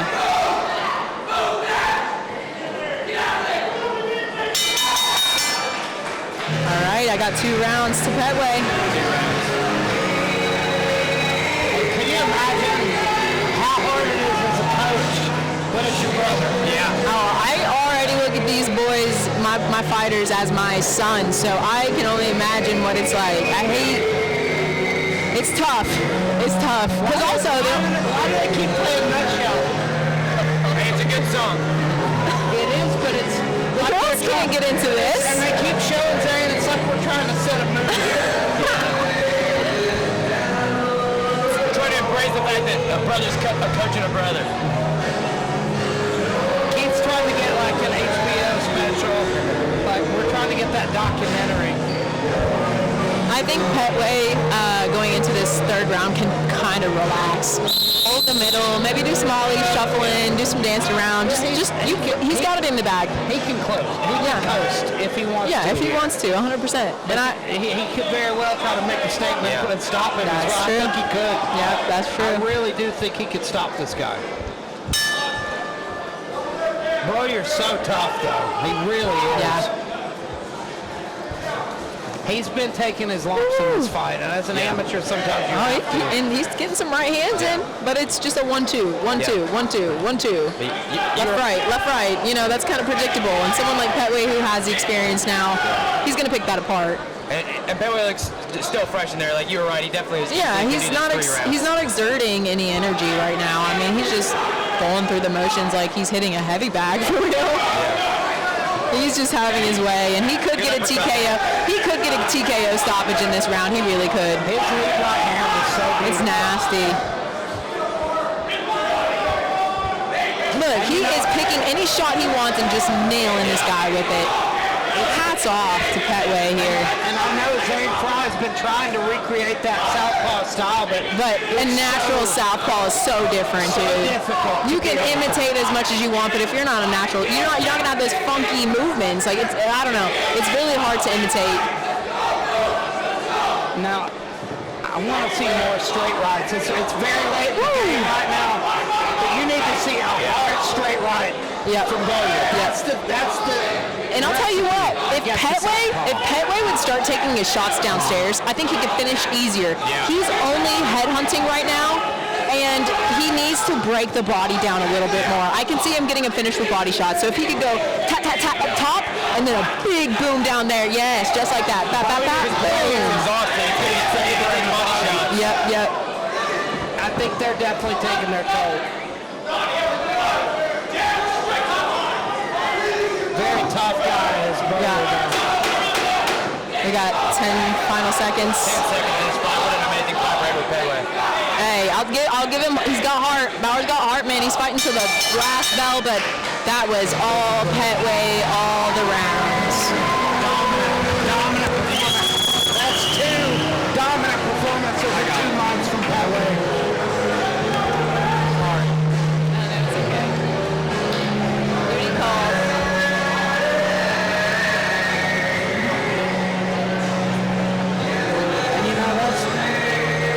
At this level, those are the fights you need to get better. Those are the fights you need to grow if you're going. Yes. Oh, no, 100%. 100%.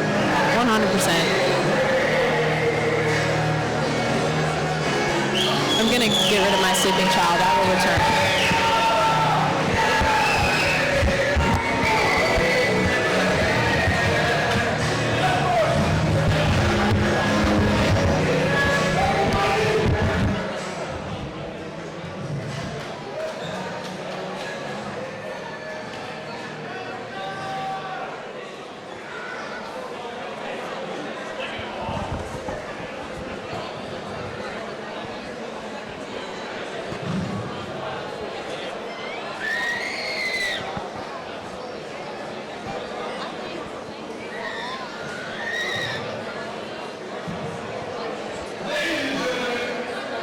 After 3 rounds of action, your judges have come to a decision.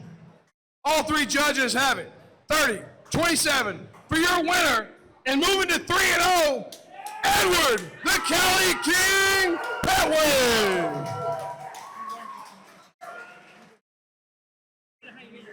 What an amazing fight, guys.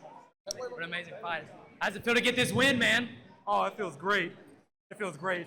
I had a very tough opponent in Chase Bauer.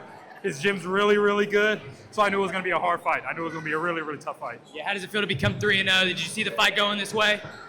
Not really. I knew it was going to be tough, so I wasn't even thinking about 3-0. Yeah. I wasn't even thinking about it at all. But I'm just glad I was able to get that win. You know, he was a very tough opponent. What's next for you, man? Oh, well, Nicholas Lyons, he said he wanted to run our fight back for March.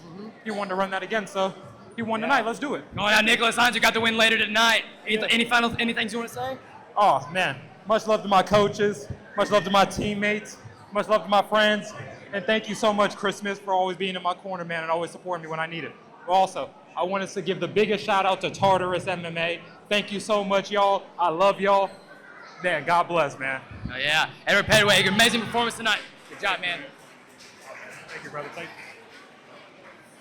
Hey, everybody, we're going to take a 10 to 15 minute intermission. You want to go outside and cool off? Grab some food. We'll be back 15 minutes.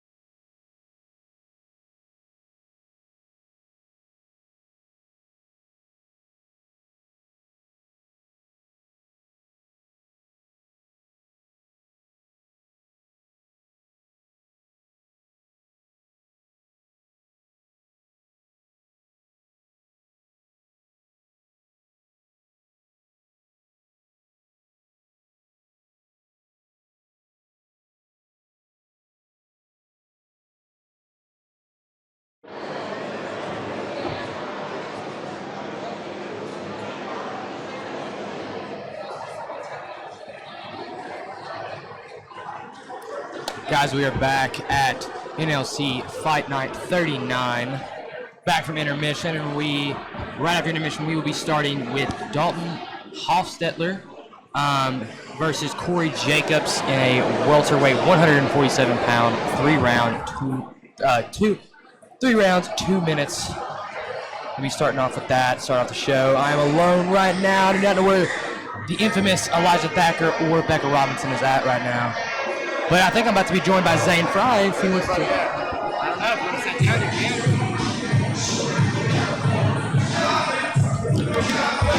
can. Joined by professional boxer Zane Fry.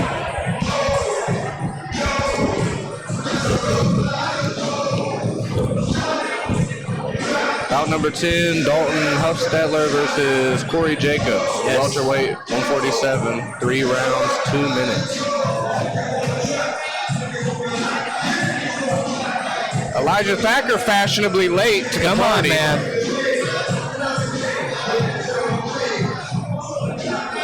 That's kind of how I got my start here, too. I just started sitting down in empty chairs and taking over jobs. Don't worry, guys. I'm back. I bet these guys were completely lost without me. And we tangled the cords, and everything's going wrong all of a sudden.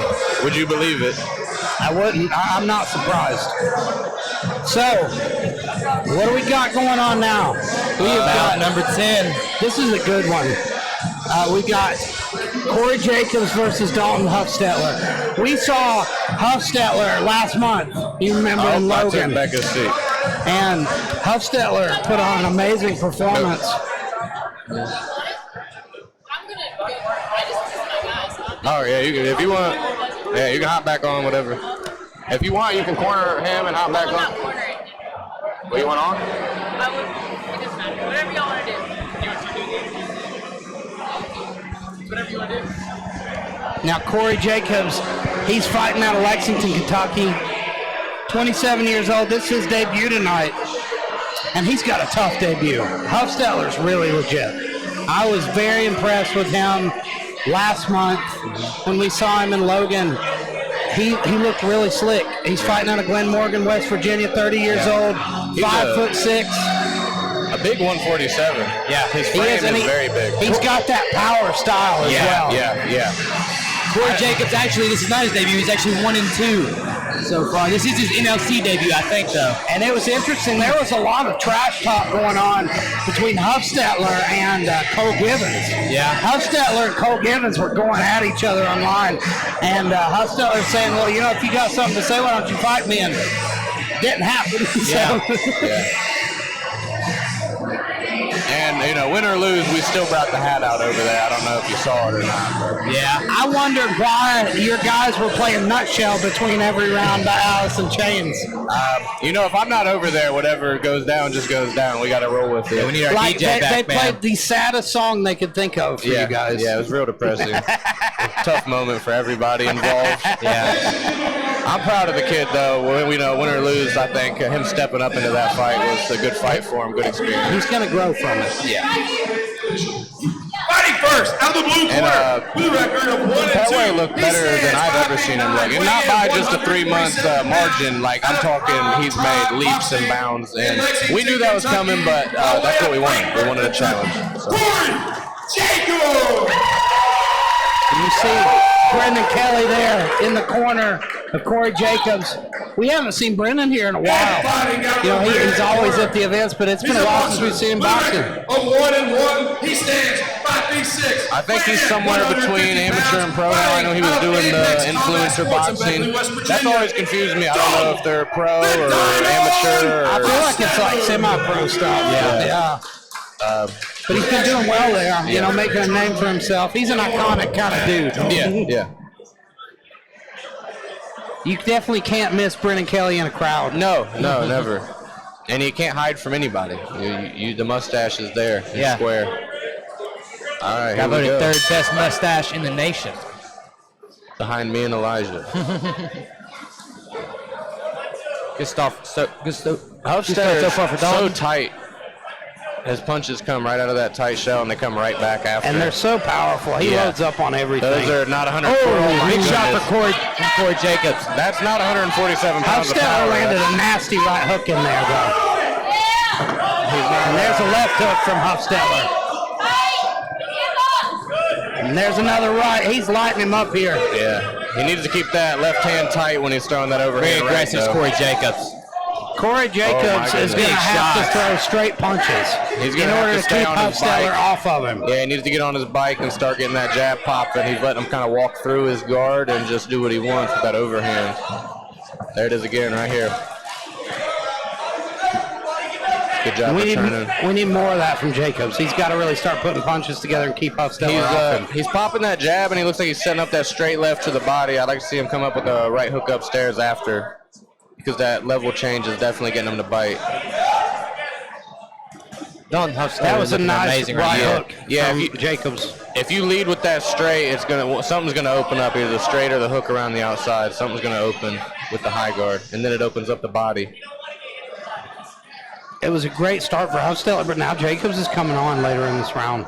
He's trying to read that slip on that jab, but he's just not quick enough to get out of the way. He's eating it a lot. Oh, and there's a my nice goodness, right that was a hook. nice return, yeah. Like I said, he comes in for that overhand with his left hand down. If he can throw that right hook at the right time, it's going to catch him. Yeah, you see there the hand drops when he throws the overhand. Yes, that's sir. a good read. This is a back and forth fight. This is an interesting round. Corey Jacobs looking way better at the end of the round. He came out hot, and it looks like he's settling in now, and we might have a fight now. So I'm still going to go ahead. Good round. Yeah, I'm going to go ahead and give that to Hofstetler regardless, but I liked what I saw from Corey the last minute or so of that round. Hofstetler landed some big shots early on. Some like fight-changing type of shots, but Jacobs ate them well. And then he started adjusting. I think he's got a lot of confidence in his power. Now, Hofstetler's breathing really hard. He looks, the look on his face doesn't tell me he's exhausted. Well, we saw him go 3 hard rounds. I think that went the distance. And Logan, he stopped Charles Moore in the last fight. Yeah, but I think the one before that was a decision. So we know he can make it. Yeah, and he fought through I wouldn't call it an eye poke because they're boxing, but he had some irritation going on with his eye, and I think he just said F it and went to the finish, and he got it. That was a great performance. I was really impressed with him last month. Yep. All right, here we go. With some talk. Like I said, he's got a lot of confidence, which you should. When you're, at that weight class, when you carry that kind of power, it's a big shots. Oh, wow. Great speed, great hand speed. This second round together from Jacobs. Sometimes you got to fight fire with fire, and that's what he looks like he's trying to do here. And the more he's throwing straight punches, the better off now he's countering him with that overhand right instead of trying to lead with it, and it's tagging him. Oh, man. Every one of them looked like it could end the fight. Oh, man. He's throwing him from his hip.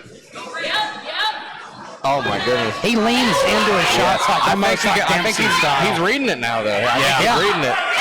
And he's moving out of the way. He's got to keep his hands when he's moving his head, though. He's just kind of whipping it back and forth, and he's going to lean into something. Slick, though. He's making it miss. Oh, nice shots. Big shots. Hofstetler's on the ropes now. Hofstetler looking to land a big counter there. He's sitting down on something. He can't just rely on one big shot, though. He's got big hook. Oh, my goodness. Big shots from Oh, my goodness.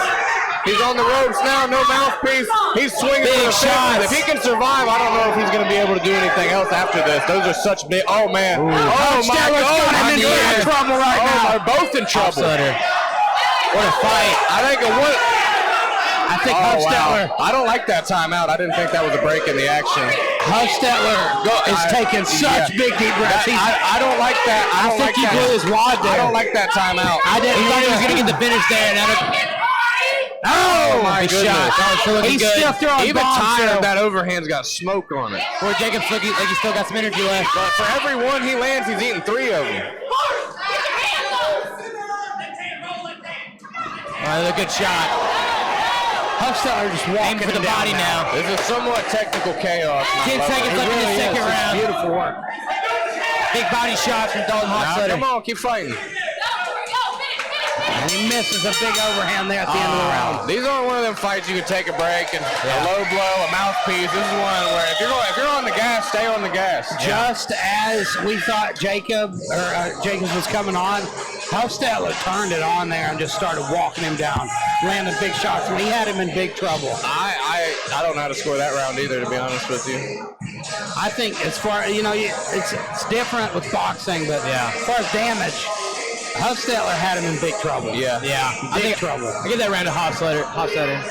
I'd be happy with that, but I could see a case for the other direction too. But I think Dalton's going to be in trouble this third round. I think he definitely blew his load in that third round, and we'll see how much he's got left in the tank. But these judges, they're scoring the whole round, but the last thing they see is that last 10 seconds. And right before the 10-second knock, he was leaned over the ropes and he was tired and distraught. So that's why the last 10 seconds of every round I try to turn it up, because that's the last thing they see for they write the score down. So whatever you can do in them last 10 seconds. But I do think he got tired from beating him up so bad. Yeah, true story.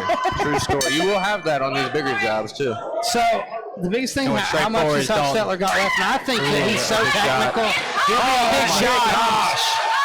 Big shot starting off That's middleweight power at 147. But he's taking some big shots too from Corey Jacobs. I think he can take them though.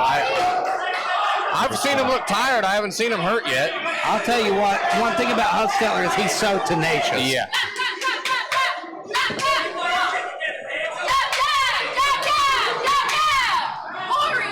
He looks like he throws logs for a living. He's a burly man. Yeah. In a 147 weight pounds class. is crazy. Yeah, I don't know where he puts it. Another shot. He's 70% helium. That was a nice right hook from Corey. His movement's looking really good here in this third round. Big uppercut. Eats a big one there, though. Oh, another big shot from Dalton. This is like technical chaos. That's all I can think. Hufstetler just keeps pressing forward. Yeah. Even though you can tell he's exhausted. He's still throwing really nice, clean shots. Good respect, I guess. Good respect. I wouldn't have done it. I'd have hit him right in this. I think he's happy to have a break. Yeah. Oh yeah. I'll take one too at this rate. I've been there. Yeah. I wonder what the good body shot there. That was a nice uppercut to the body, and he goes for it again.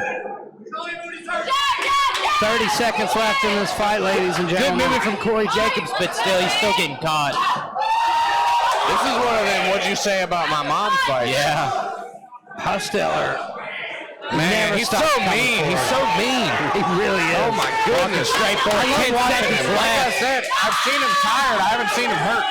And he's taking huge He just ate a big one. Big shots. But he's Corey giving him landed right a nice back. shot there, but What a fight. I think that's our fight of the night so far. it doesn't deter Hufstetler at all. Even when he eats him, he keeps coming after you. That's another one of them fights where I don't think, no matter what side of the decision you're on, you got to be happy with that. I think that could be our fight of the night so far. So far, yeah, that's in the lead for sure. I really enjoyed Austin Coe early on and Anthony Franks. That was such a good comeback and a draw, ended in a draw. Yeah, that was a good one, That too. was a good one right off the rip, and then that kickboxing match, I was a fan of that while it lasted. Heavyweight, that didn't happen. How about Jimmy Two-Stroke Wingate, bro? He's a tough son of a bee, man. Now, what do you think about that decision? I was warming Chase up at the time, so I didn't get to pay too much attention. But Jimmy, I had Jimmy win the second and the third. Did you? The first round was amazing for Emmanuel Man. Yeah. But he gassed. He And then the second, Jimmy looked good. The third, I didn't catch as much of. I was holding Mitch, but I'm a big fan of Jimmy. I got to corner him the last fight. That was the first time I've met him, and he's just got a good attitude. Good attitude, and he's super tough. Yeah. He's durable. Let me keep my armpits down. I don't want you guys to smell me over here. I felt like I fought. My shirt was soaked. Did you hear me yelling? Oh, yeah. Yeah. Yeah, I saw your mental breakdown. Yeah, I had a few of them. I got into it with 3 commissioners. Your judges have come to a decision. I saw that as well. Judge 1 has it 30-27. Judge 2, 29-28. And Judge 3, 29-28. All for your winner by unanimous decision, the Diamond Colin Hofstetler. Yeah, I would have given him that fight. Corey had good spurts, but man, he just got gas, and I don't know what happened. I don't know what happened. Corey. The guy's so tenacious. Yeah. Hofstetler has just come Yeah, down the whole time. And I said it from day one with this guy. I said, it's going to be a fucking war. That's what we gave the fans. It's so hard to deal with a guy like that. This is my new weight class, 147. Now I am the champion in this division, but currently, Jordan Clark is number one. He's the champion. I think after 2 or 3 more fights tops, I'll see him in the ring in January. Let's go, Jordan Clark! Amazing, man. Great performance. Who's gonna fight a 147 like that? Like with that power, who can eat those shots? Yeah. And he's clean and technical. And he doesn't surprise me. Yeah. He doesn't look 147 pounds. Big man for that weight class. I don't know. Zane Fry's getting into. He's got a conspiracy. If he's 147, I'm 130. That's my conspiracy.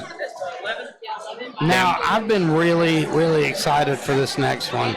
We've got Deontay Hairston versus Justin Coleman. Now, I don't know about you, Zane, but Deontay Hairston was one of the most impressive guys that I think we saw back in Logan last month.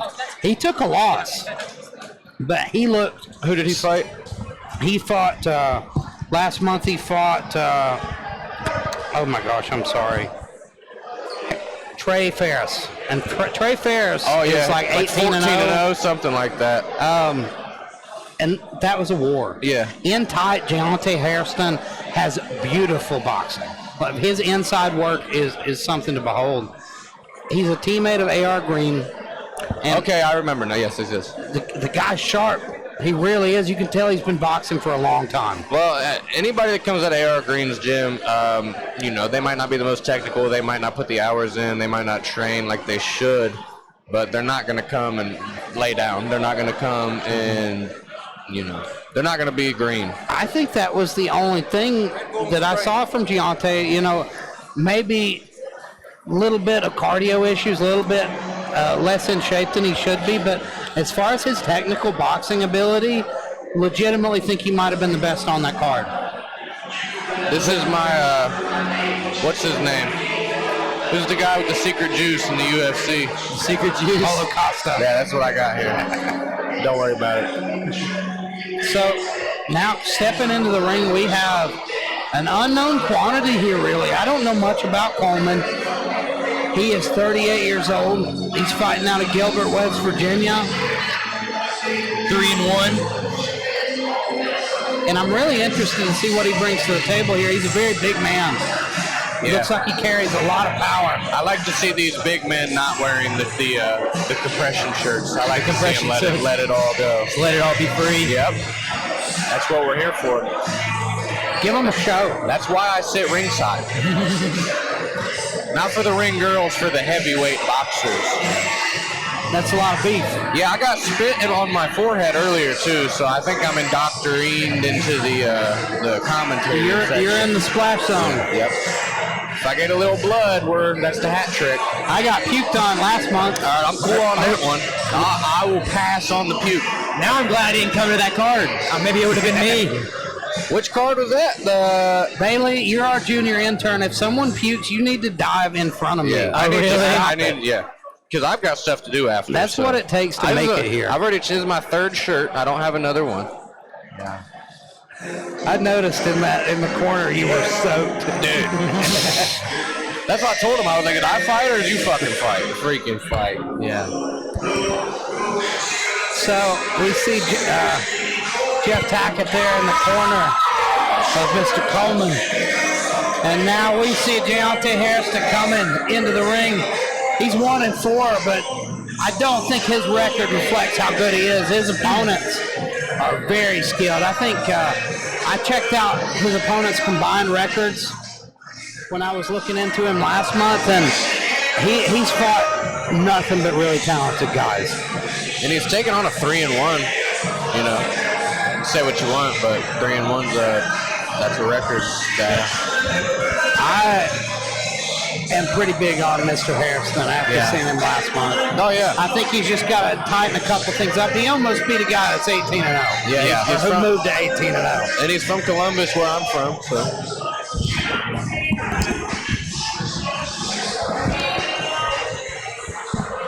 That's the commissioner I got into it with. We're actually friends, but you know, I'm a psycho, like I mentioned earlier. A lot of weight in this ring, a lot of power. You know, talking about it earlier, I couldn't imagine how tough it is. You know, it's hard being a coach. Ladies and gentlemen, we are now at bout number 11 on the night. This is a boxing match scheduled for 3 rounds in the NLC heavyweight division. Fighting first out of the blue corner. He's a boxer with a record of 3-1.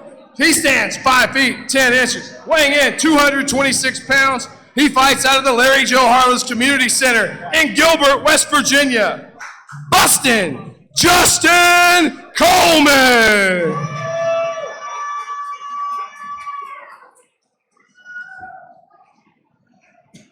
And fighting out of the red corner, he's an amateur boxer with 5 fights. He stands 5 feet 10 inches. He weighs in 239 pounds, fighting out of Camp Green in Columbus, Ohio. Deontay Hairston! And when the action begins, the referee in charge of the ring, Brett Masters.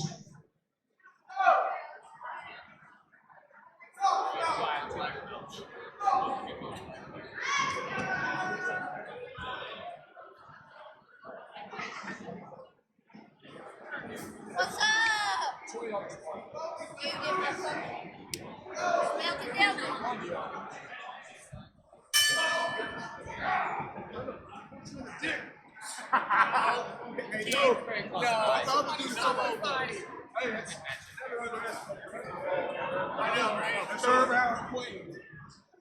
Even with a cup. Hey, that's my boy. I'd have done that.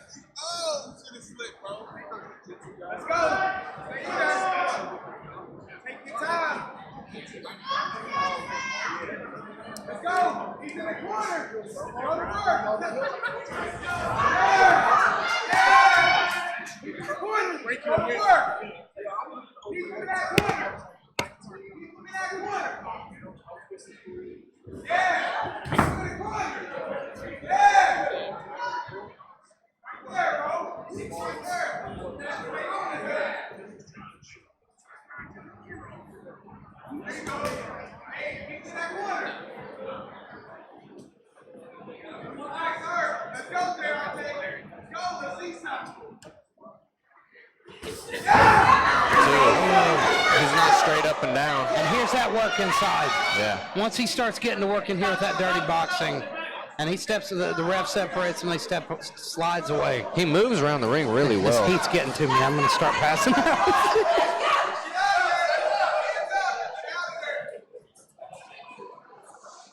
I'll become more and more incomprehensible as the night goes along. Oh, big shot. Clean work from Hairston. Yeah, so very far. impressed. Right inside work, like you said, Thacker. He throws good combos. Now Coleman's still very much in this fight. Yeah, it looks like he's looking to pot shot a little more 10 seconds left in the first round. These 2-minute rounds, you can't really wait too long to get moving. Oh, nice. Good straight. That's the thing at heavyweight, though, that these guys have such power that one shot can change everything. Like we saw early in the night, first fight, you know, these guys, once that knockdown happens, it changes the game. Yeah. These guys look a little more technical, a little more boxing, pro boxing. So this really does. It looks like a pro fight. Yeah, and these guys, I was impressed from both of them. But so I definitely think Hairston took that round without question. Coleman looks to be trying to set something up off the jab, but he's just not moving forward enough. He's kind of taking his time, but these 2-minute rounds, 3 2-minute rounds, you don't have time to do that. You got to get to work. So. Watching Deontay Hairston, though, I don't see he's missing much. No. And he's moving forward the whole time. The only thing you could say about him is he's maybe not in the best shape that he could be. Yeah. And still, he's not gassing. I really am impressed with the guy. He came up just short against a really good guy last month. Yeah. I didn't know who won that fight, honestly. And I think tonight he's on his way. Yeah. You know, that was a clear first round, I think, going to him. Oh, 100%. I think Hairston looks like the fresher guy in the second round for sure. Yeah. But not a lot of Hairston's so quick for a guy his size. There wasn't a lot of output from Coleman. Coleman from the last round either, so we'll see what he's got. That jab to the head, jab to the body, so slick and tight. He kind of turns his head away when Hairston comes in, and it kind of leaves him vulnerable. That's how he's landing them combos in the corner.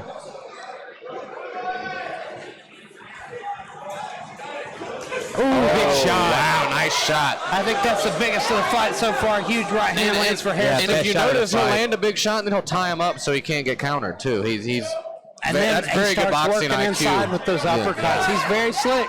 Yeah. Some people might not like it, but it's heavyweight IQ. Like Tyson Fury does it. If you love boxing, I love watching this guy. Those are heavy shots. I don't know if they landed clean or not, but they were loud. He's such a big guy, but he's so nimble. He made him bite on that feint so Look at him. bad. He's on his toes the whole time. And he moves very well when he gets out of trying danger. to be more aggressive. He knows he's losing this fight. But he just doesn't have an answer for the technique. I think he's kind of hesitant because the way he's moving that jab around, he's circling with it, he's going high and low, he's that hook to the body. He's just so unpredictable. So well, we got mouthpiece out. That's from Hairston. I think that's Hairston's. Yeah. Oh, okay. He didn't even know it was out, I don't think. Look, he was checking his nose there. He must have got clipped with something. But so far, phenomenal work from Hairston. Yeah. Hairston looks great. Took a big breath there, but I don't think he's fatigued too bad. I think Hairston could do big things in this heavyweight division. He's back to the high guard now. I liked when he was flowing with that jab a little better. He was landing 10 it. seconds left in the second round. But Coleman is very tough. He's not looked hurt at all. No, I just don't think he's doing enough offensively. No, I think he's at a huge speed disadvantage and a technique disadvantage as well. Yeah. Harrelson looks amazing. And that speaks to we got 3-1 versus 1-4, and so far I've got the 1-4 up 2 rounds to 0. And it just shows, the caliber of guys that Hairston has been fighting.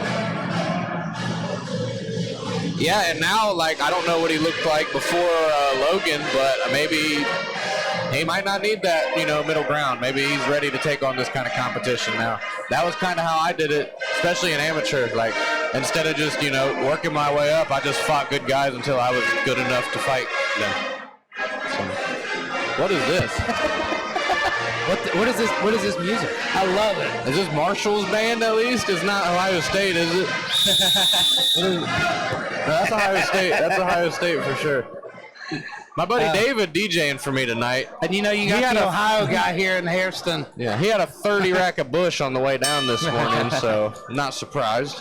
So, tell me this. If you're in the corner at Coleman there in between rounds, what are you telling him? What changes can he make? As far as adjustments and changes go, I would have made them a round earlier. When it comes to the third round, you're down 2-0. Like I said, that's just kind of the time where you hope your guy can do what they did pretty much the whole last fight and control chaos. You can't. You've got to go for broke here. If you're Coleman, if you want to win the fight, and not just survive, you're going to have to do something risky. Yeah, and that's what I told Chase between rounds. I didn't tell him to, don't just go in there and start winging, but you need to cause damage. You need to cause damage, and you need to be the aggressor, and you need to be forward, and you need to give everything you got left. But you don't need to drop your hands and get tagged winging shots either.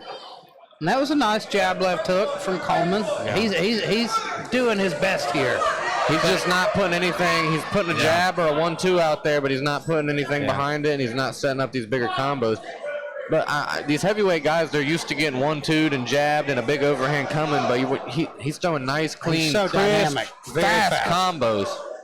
And that jab is sharp and snappy. And like I say, if I'm looking at the prospects in this heavyweight division right now. Yeah, no, exactly. Who's going to beat him? Yeah.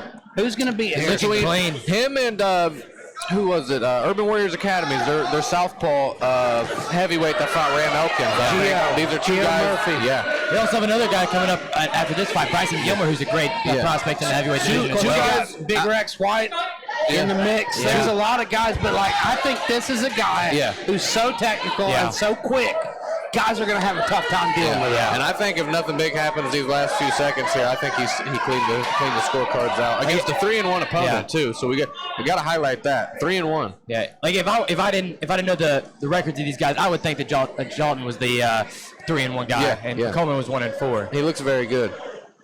I told you. I told you. I've been high on this guy. He's slick. And he's fainting. He's doing stuff that, very experienced guys. Yeah. I think Coleman knows. I think he needs to. Not heavier heavyweights. You see a lot of leaning. You see a lot of. I was going to get him to do it.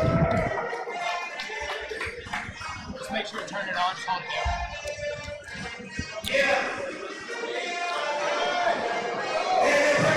He had an amazing fight. I'd definitely give that fight to Harrelson.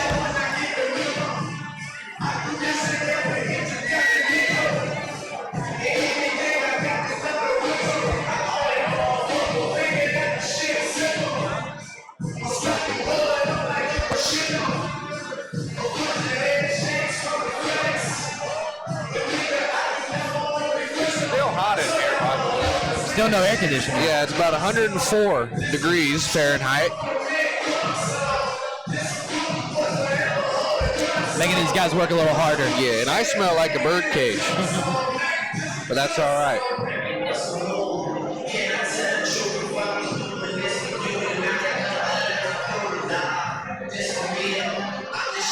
Keith No with the classic Levi's on. Yeah.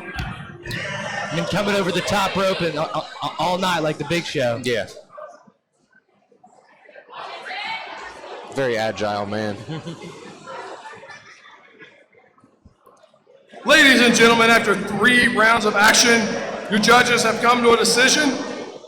All 3 judges have it 30-27 for your winner, Deontay Hairston.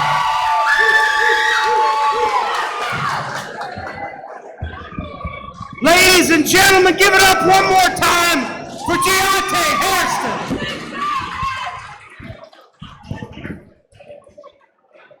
Now, Deontay, my friend, this is the second time we've seen you. And I can't think of a heavyweight prospect I've been more impressed with. You're so sharp. You have amazing work inside. Tonight you look better than ever. I think you're a problem for everybody in this heavyweight division. So what's next? I mean, first off, shout out to Camp Green. Second off, anybody who in the way. We coming for a belt, so anybody who in the way. That's a definite. So talk me through this performance. You were at such a big speed advantage. You got great hand speed for a heavyweight. Tell me what you bring to the table. And like I said, you see yourself hunting for that belt. First off, shout out to my sparring partner. Shout out to my coach, A.R. Green. He always makes sure that we do on top of everything. We always ready for everything. So definitely, I'm searching for that belt next. That's heavyweight. Ladies and gentlemen, give it up one more time for your victor, Deontay Hairston. Deontay. Thank you. Oh, you're welcome, brother. Hey, good job, man. Congrats. In 3rd round thoroughly. And I'll tell you what, I got to my feet at least twice because he landed some of the cleanest, quickest punches I've seen. At one point, I saw him throw a double uppercut, a double lead uppercut, super quick, bap, bap, right into the right hand. He was just throwing veteran-style combinations. So that wins all the way around. That now 2-4 record of him does not give him justice. People do not need to be looking at that record like it shows how good of a fighter he is, because he looks like he looks like he could be 10-0 with that technique that he just had. But next up, ladies and gentlemen, we have Bryson Gilmore versus Bo Roman in a heavyweight boxing match. We've seen Bryson Gilmore twice at the NLC with 2 kickboxing wins, but they were really boxing matches if you think that they had the gentleman's agreement that they were going to throw kicks. But Bryson Gilmore looked great every single time going against 2 heavy hitters in both of his fights. I'm very excited to see Bryson Gilmore, and I don't know a lot about Bo, but I'm very excited to see him come in and get this win. Looks like the older fighter, more experience, Bo is 6-0, where Bryson Gilmore is technically 2-0 boxing, even though they were kickboxing fights. So a lot more experience with Bo. I'm pretty sure those were tough man fights. So we'll see how he can react to being in here for. See how he'll react to being in here longer amounts of time, more. Tough man's are 1 minute rounds. We'll see how he reacts to 2 minute rounds, three rounds. And what Bryson Gilmore does the best is constant pressure. He's constantly got that jab in your face. He's on top of you the whole fight, and it's hard to get away from him. And now that we're doing boxing and we're in the state of West Virginia, no headgear for this. This is the first time we've ever seen Bryson Gilmore hit someone without headgear on. So we'll see how much power he truly has behind those hands. It's a heavyweight fight. You never know how it'll go. This is another good one, ladies and gentlemen. Bo, how would you pronounce his last name? Bo Romaine. Bo Romaine. Bo Romaine. Okay. Now, Bo is from Piketon, Ohio. They call him Shogun. 33 years old and 1-0. And we've not seen him since 2024, March in 2024. Absolutely ran through Charles Hendricks in 20 seconds. The guy, I was really high on Bo when I saw him. And, it's good to finally have him back in here. But he's got a really tough test in Bryson Gilmore. Bryson has been on a tear. Yeah. 2-0 now. In kickboxing. And he's another guy like Jayante that I've been super impressed with because he's got such a good style for a heavyweight. He's very tall, very physical presence, but he throws straight punches. He's technical. Yeah. And he's throwing for volume. Yeah. He's got such good volume as a heavyweight. One of the best jabs in the heavyweight division. But he's up against a guy here, kind of similar to the guy he fought before in Hobson, but I think much better. Yeah. Bo Romaine's a beast. More technique. Bo is huge. Yeah, he's a monster, and he's got. It's scheduled for 3 rounds in the heavyweight division. Fighting first, out of the blue corner. He's a boxer with a record of 6 wins, no losses. 5 wins by knockout. He stands 6 feet 1 inches, weighing in 264 pounds. From Piketon, Ohio, Bo Romaine.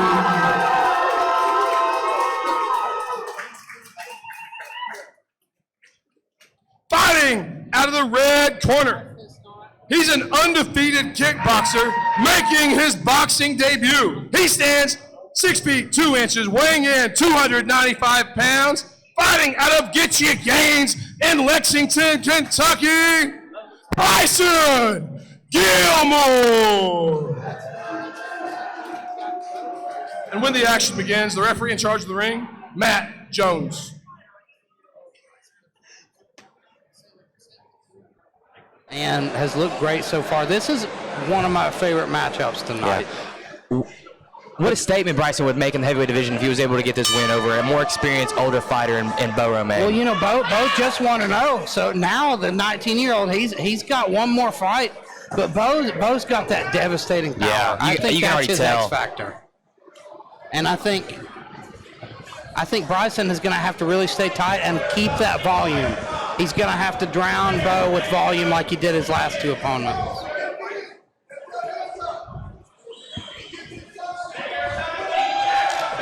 Oh, big overhand. Overthrows, though, on it, gets off balance. I'll tell you what, Bryson looks like he has a good game plan. He's kind of waiting. He's kind of baiting him in, just throwing jabs here and there. And what he's really waiting for is for the other guy to throw that one big shot. He's just going to back up and try to lay his own. And you remember back in Madison, I was very impressed with Bryson. I really like his style, and he's got such good volume for a heavyweight. Yes, and he's light on his feet, surprisingly. And I think that's what he's going to have to do in this fight. But he needs to keep the hands tighter. He's got to weather this storm. The hands need to be tight. Because Bo is a powerhouse. Yes. And I think he's going to have to get Bo tired. Yep. He's going to need to – Bryson needs to get those hands tight, man. He's got to keep his hands right at his face.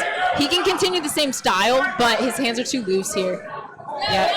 Bryson's taking some big shots here. No! Another big shot. Another big shot. Oh, yeah. That was the tough shot. Knocked down for Bo Romaine.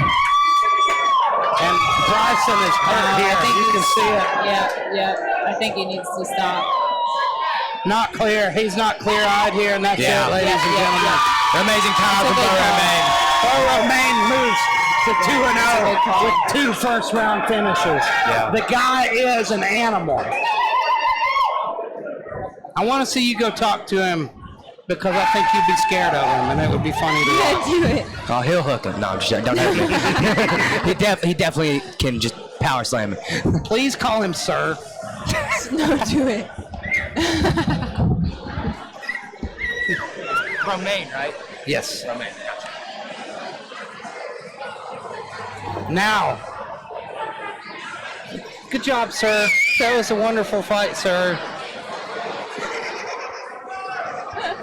Don't eat me, sir.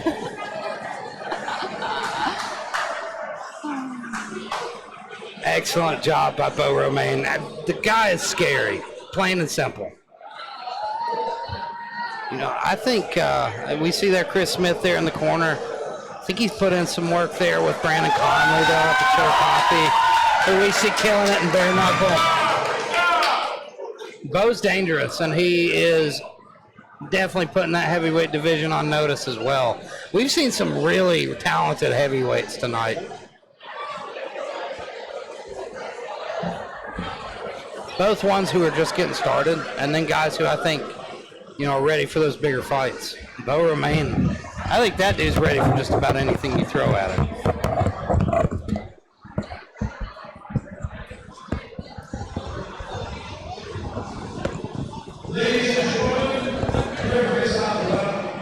One minute, 34 seconds, round number 1 by TKO, Bo Romaine!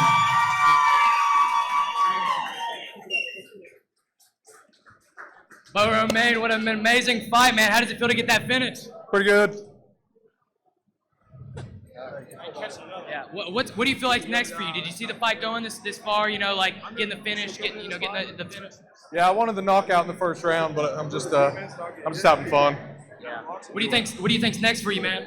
I don't know. I'll have to talk to Keith and see what happens, but I'm just here to have fun and get another fight soon. Amazing. Give another round of applause for Bo Romaine. Great fight. All right, everybody, I am here with Paige Maccabee. She is going to be featured in our only female match of the night now. Super exciting. I'm personally invested in this one, so we're going to give the people a little bit of insight here. So tell me how a fight camp been going? How do you feel today? How was the weight cut? How do you feel rehydrated? Give me a little insight behind that. I definitely feel rehydrated. This is the biggest cut that I've ever done. Fight camp's gone great. It's gone really good. My nutrition's in check. I have a nutrition coach. I've been doing my strength and conditioning. I never miss my cardio. Like all the boxes are checked off, so it's good. Yeah, I like the venue a lot. It's pretty unique. I'm excited and I'm just excited to be here. Yeah. Good. I forgot to mention Paige is also a New Line Cagefighting newcomer, so we welcome her tonight. Yes. Are you looking to be on another New Line show quickly after this? Oh yes, absolutely. I wanna fight like as much as I can. And, like I'm open to kickboxing, MMA, grappling, so whatever, and whoever wants it. And you already know. I just got my blue belt over here. Yeah. Congratulations on that. Yeah, that's a awesome. huge deal. No, that's an accomplishment. Yeah. So tell me a little bit about your coaches, who got you here, anybody to thank, any sponsors, because I know you do have a list of those people, so go ahead and give them their shine. Yeah, first of all, I just want to thank my sponsors, Undo's Italian Restaurants. They're a huge sponsor. I work for them. They're family to me. The 19th hole, they've sponsored me many times. We got Silver Rail Bar and Grill, and then we have Dark Horse Tattoo as well. So, I mean, literally without them, like, we wouldn't have been able to make it here. They help with the cost of travel, nutrition, gym fees. Like, sponsors are so important, especially for an amateur fighter. We don't get paid. So, and you know, New Line Cagefighting, they actually really take care of their fighters. I really appreciate that. Like, you don't see that very often. And I keep getting told, like, I'm not being taken care of. You need to go somewhere else. But I'm like, I get princess treatment, like low-key. We get treated pretty good in West Virginia. I think people take it for granted. So I'm happy where I'm at, but yeah. And yeah, so then I want to thank my coaches, Big Ron, Ronell, my boyfriend Michael, everyone at the Bullpen Fight Club down in Wheeling, all my teammates. Special shout out to Zion, my little girl Z. She's like my main training partner, her and her dad definitely helped me get here in this fight camp. Yeah, Lauren Flynn too. A bunch of different girls that I've been training with this sparring camp. That's been the main thing that's been different. Good. Yeah. Pushing you to another level that maybe you didn't even know you had or needed. Maybe. Yeah, absolutely. Like the level of intensity that I've been training is different. But I'm training smarter, not harder. Right. So would you say that's kind of where your confidence comes from tonight? Oh yeah, honestly. Like if I could stand with Z, I can stand with anybody. Yes, that's just how I feel. Like if you train hard and you take all of your, you make all your mistakes at practice and you have your bad days at practice, when you go to your fight, you're like it's smooth sailing. Smooth. Yeah, you're just along for the ride. Yeah, exactly. Cool. One more question, because we can talk all day. What would you say for anybody who's like starting off in the sport, or a girl who's never fought before and is like maybe interested? Like, what would be, you could give like a nice brief like words of advice, what would that be? Stop caring what other people think about you.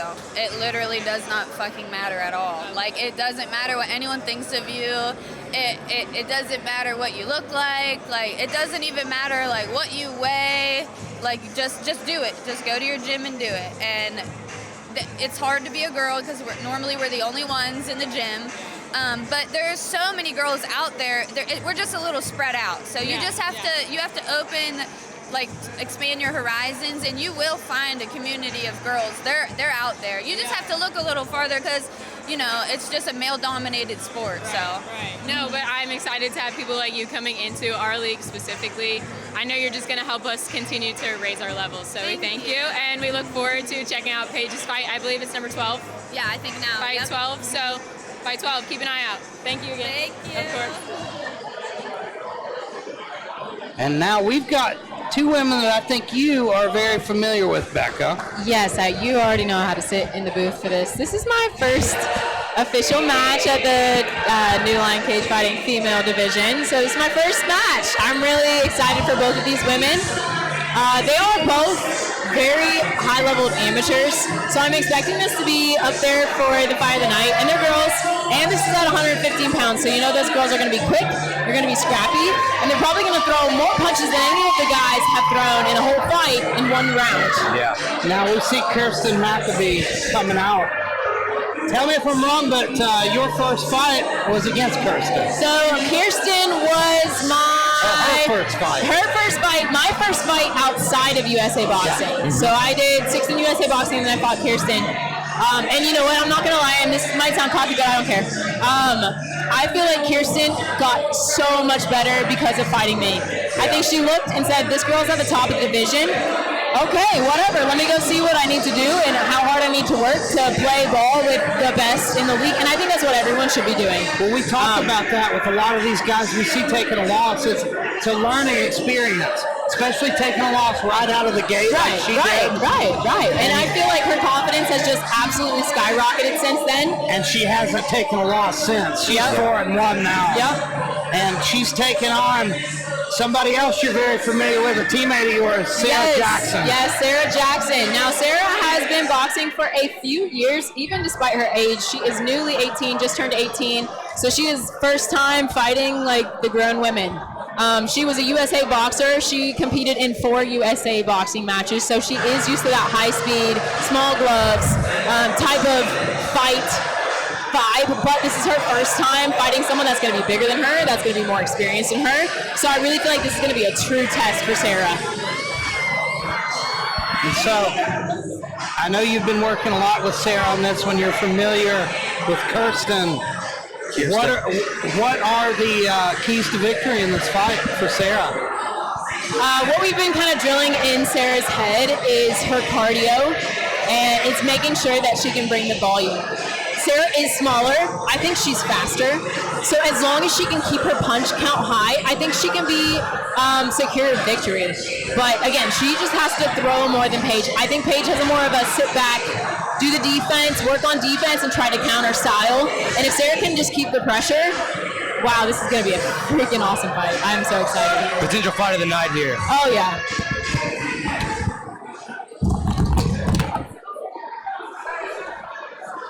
So here we are, we're about to get underway with this amazing super flyweight matchup.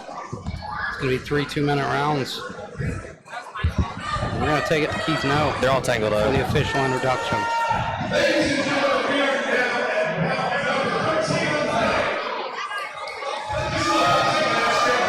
Rounds in the women's flyweight division. Fighting first, out of the blue corner. She's a boxer with a record of 4-1. She stands 5 feet 2 inches, weighing in 115 pounds. Fighting out of the Bullpen Fight Club in Wheeling, West Virginia, Kirsten Crash McAbee.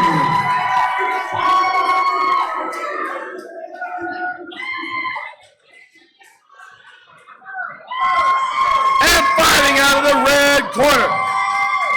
She's a boxer with a record of 3 wins and 4 losses, standing 5 feet 3 inches, weighing in 113 pounds. Fighting out of Thrive Tribe Boxing in Lexington, Kentucky, Sarah the Assassin Jackson. The winner action begins. Your referee in charge of the ring, Brett Masters. Greg Donovan and Austin Runyon as our ring card boys. Hell yeah. For this one. Somebody had to take it. Take it. And here we go. We are underway. Already fast. Quick. Yeah, they're going to be quick. They're going to be explosive. Very nice head movement from Sarah coming And off the Jackson gate. starts out with the uppercut. Yep. That was a nice Working jab. on the inside. Beautiful. But Kirsten bringing some power from the outside.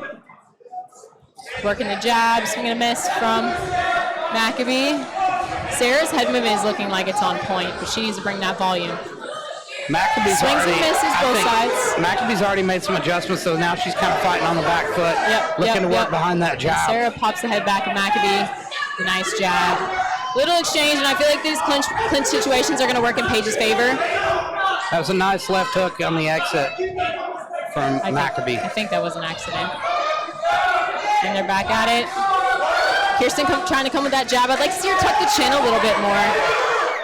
Good combination. She's trying to put them together. Jackson's doing a good job stepping off line with that Nice jab. right hand from Jackson. Kirsten looking quick so far in this fight. Yep. Nice head movement. I like how Jackson's working her feints. And I like how McAbee, she's still throwing combinations together. She's not throwing 1s and 2s. She is throwing more like 3s and 4s. Yeah. They're not landing necessarily all of them, but I like that she's putting the punches together because that's a how sharp you get it left going. hook from McAbee. So, Becca, you fought Kirsten, right, Becca? Yep, I fought Kirsten. When you fought her, what did you? About a year ago. About a year ago, like, what did you feel like our positives and negatives were as a fighter? I feel like her confidence can be lost very easily, and I feel like that is something that is hard to train out of you. Yeah. When you get down, she gets all the way down, and if she's in her head, I feel like it really shows. And right now, Sarah is taking the lead, in my opinion. She's popping Paige's head back. McAbee's done good work with that jab. When she can get behind her jab, she's having success. And Really good first round. I'm giving that to Sarah. Yeah. She landed more punches, especially towards the end of that round. I would give it a 10-9 for that. Elijah, we got to get you in there as a ring boy. Oh, yeah. Now, I think McAbee did a really good job of making Jackson miss, though. She was making her miss a lot in that round, and I think she's the longer fighter. She's just really got to get on her bike, work from the outside. Jackson's got really good feints and has really good head movement. She's doing a great job of slipping her way inside, getting through that jab. Yeah.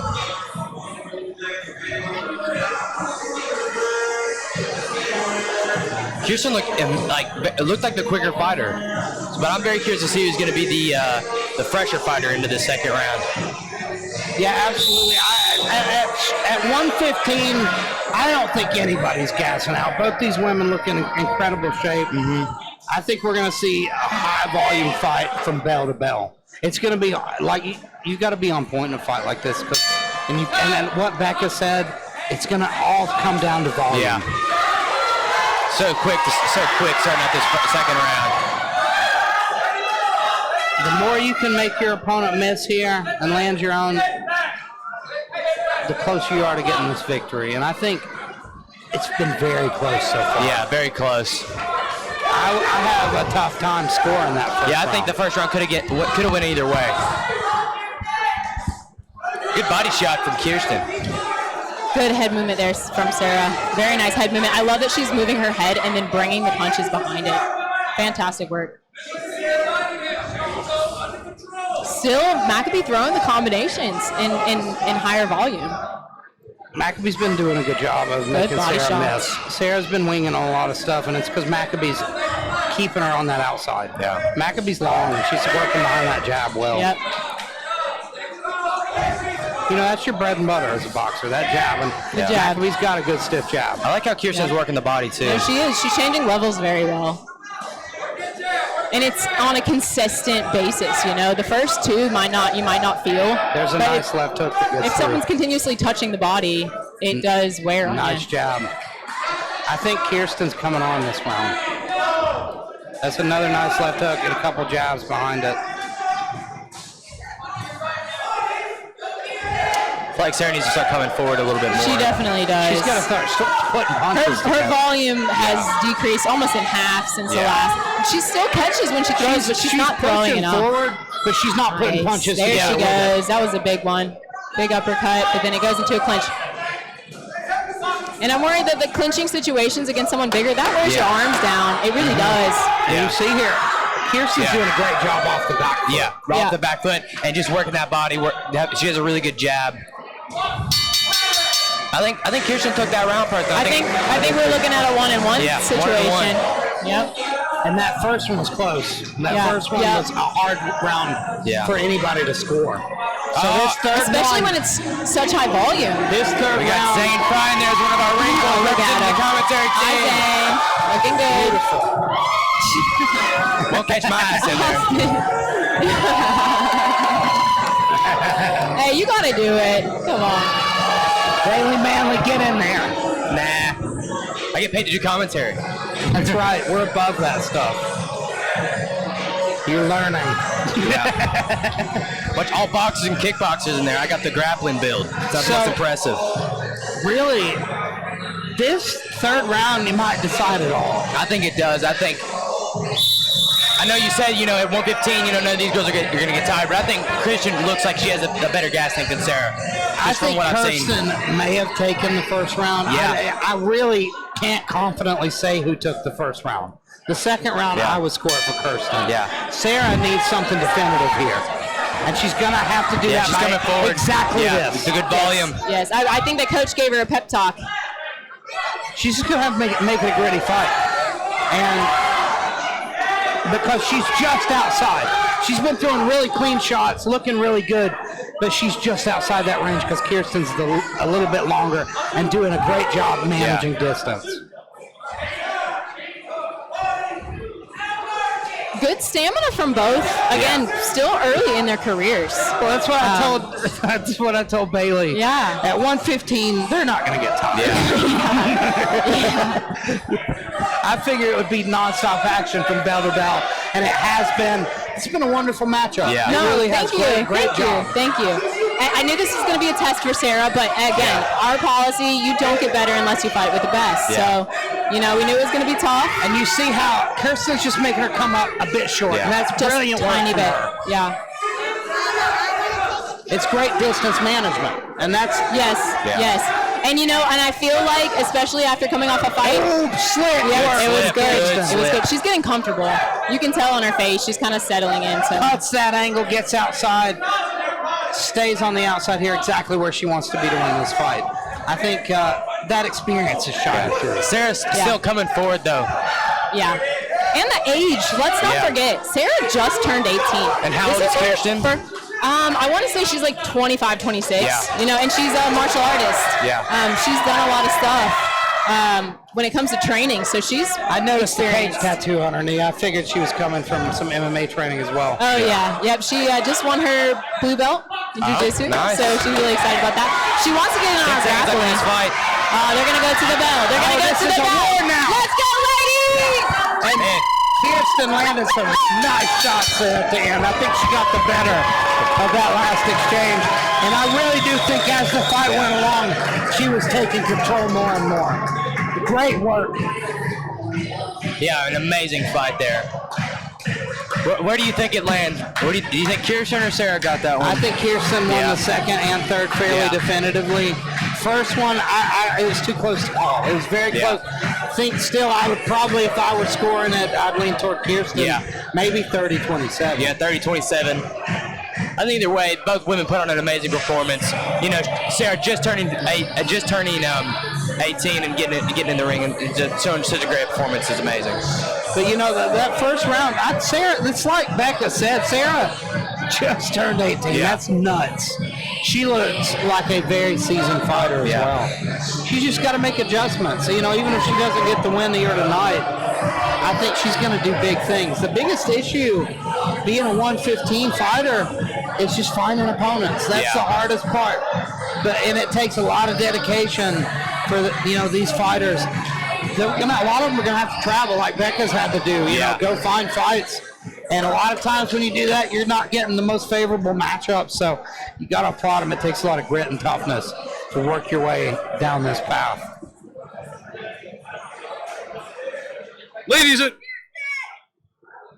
Ladies and gentlemen, let's give these ladies a hand. So we'll all work.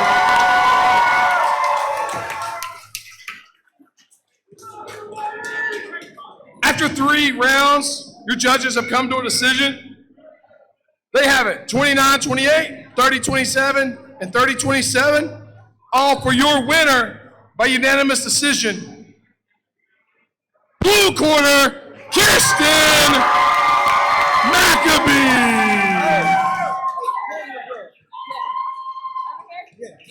To him as well. All right, before I interview, I think we should do a crowd decision for Fight of the Night. Anybody? Fight of the Night? The ladies? Keith?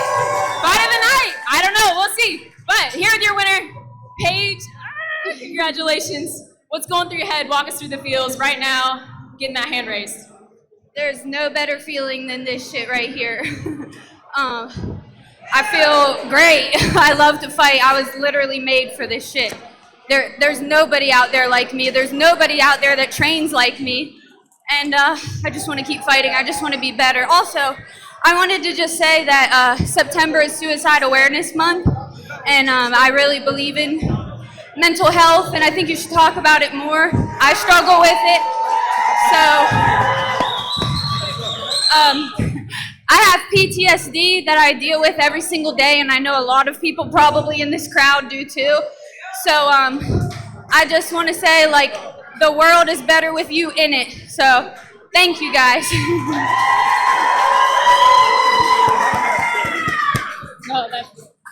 Okay, so what's next? This girl, I think she's gonna do it all. Do you want your next one to be boxing? Do you want it to be grappling? Do you want it to be MMA? What would you prefer? My number one love right now is boxing, but I actually just got my blue belt, so I definitely want to do some grappling and some MMA next year. All right, everybody, get loud one more time for our winner, Paige Maccabee.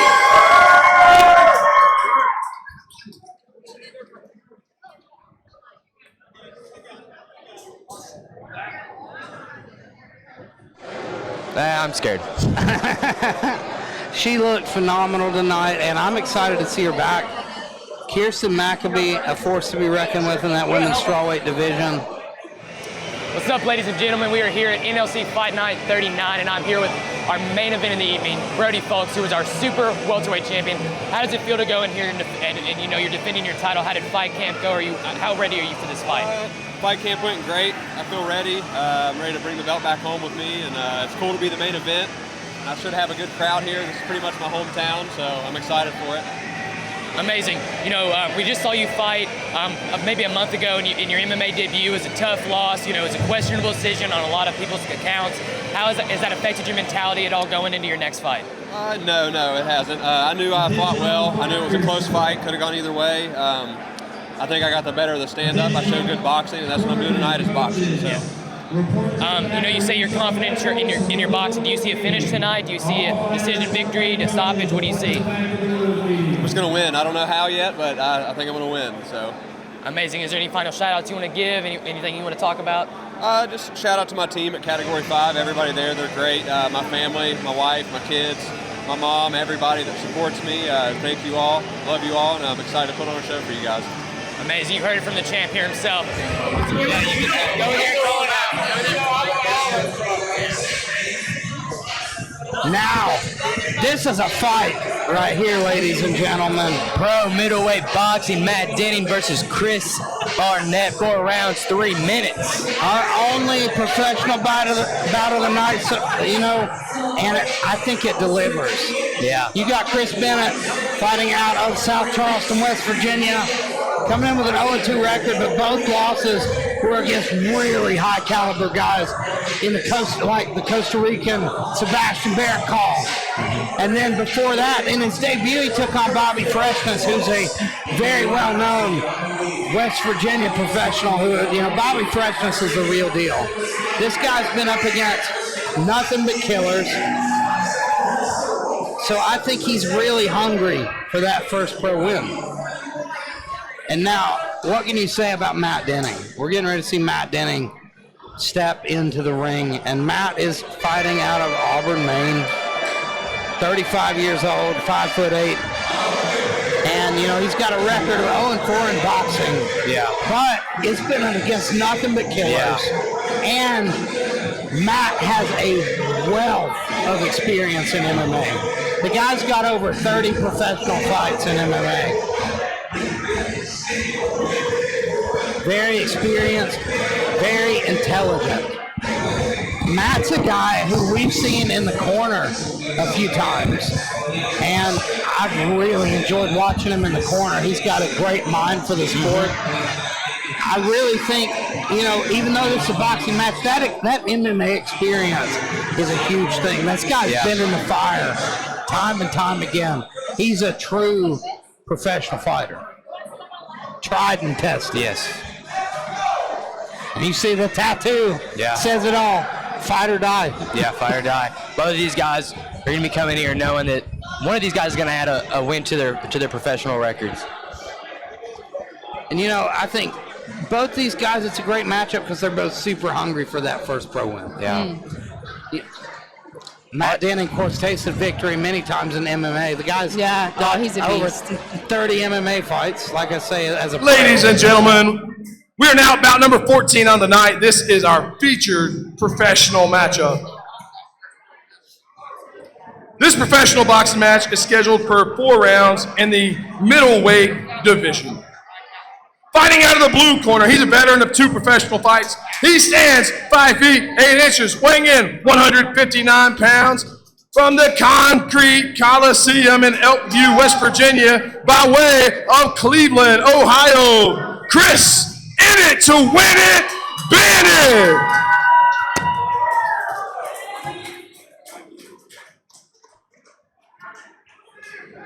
And fighting out of the red corner, he's a veteran of 4 professional fights, stands 5 feet 8 inches, weighing in 161 pounds, fighting out of the Doghouse Gym in Parkersburg, West Virginia, by way of Lewiston, Maine, Matt Denning. When the action begins, the referee in charge of the ring, Matt Jones. Some love for Matt Jones. He's the greatest referee of all time. Aside from Herb Dean. Sorry. I do put him in front, but. Matt Jones is better than Nah, Mario He's the Yamasaki. NLC Herb Dean. With a little less hair. Just a tiny bit. And we are underway. Remind me again how many rounds. Are we looking at 4 rounds? Yeah, 4 rounds. Yep. 3-minute rounds. 3-minute rounds. I don't like the spazziness coming from our blue corner. His chin's a little high. He needs to be careful. Denning landed a chopping right hand there in the middle of that. Oh, I like the tight guard of Denning. You notice his defensive movements are small and controlled. Yeah. He looks completely calm. Denning, I think, he's just waiting for something to come open for him. Yep. Waiting for an And opportunity. just playing it smart, man. That was a nice short left hook block, from block, Denning. catch and return. I love to see it. And he whiffs on the uppercut. Both guys missing there in that exchange. Yep.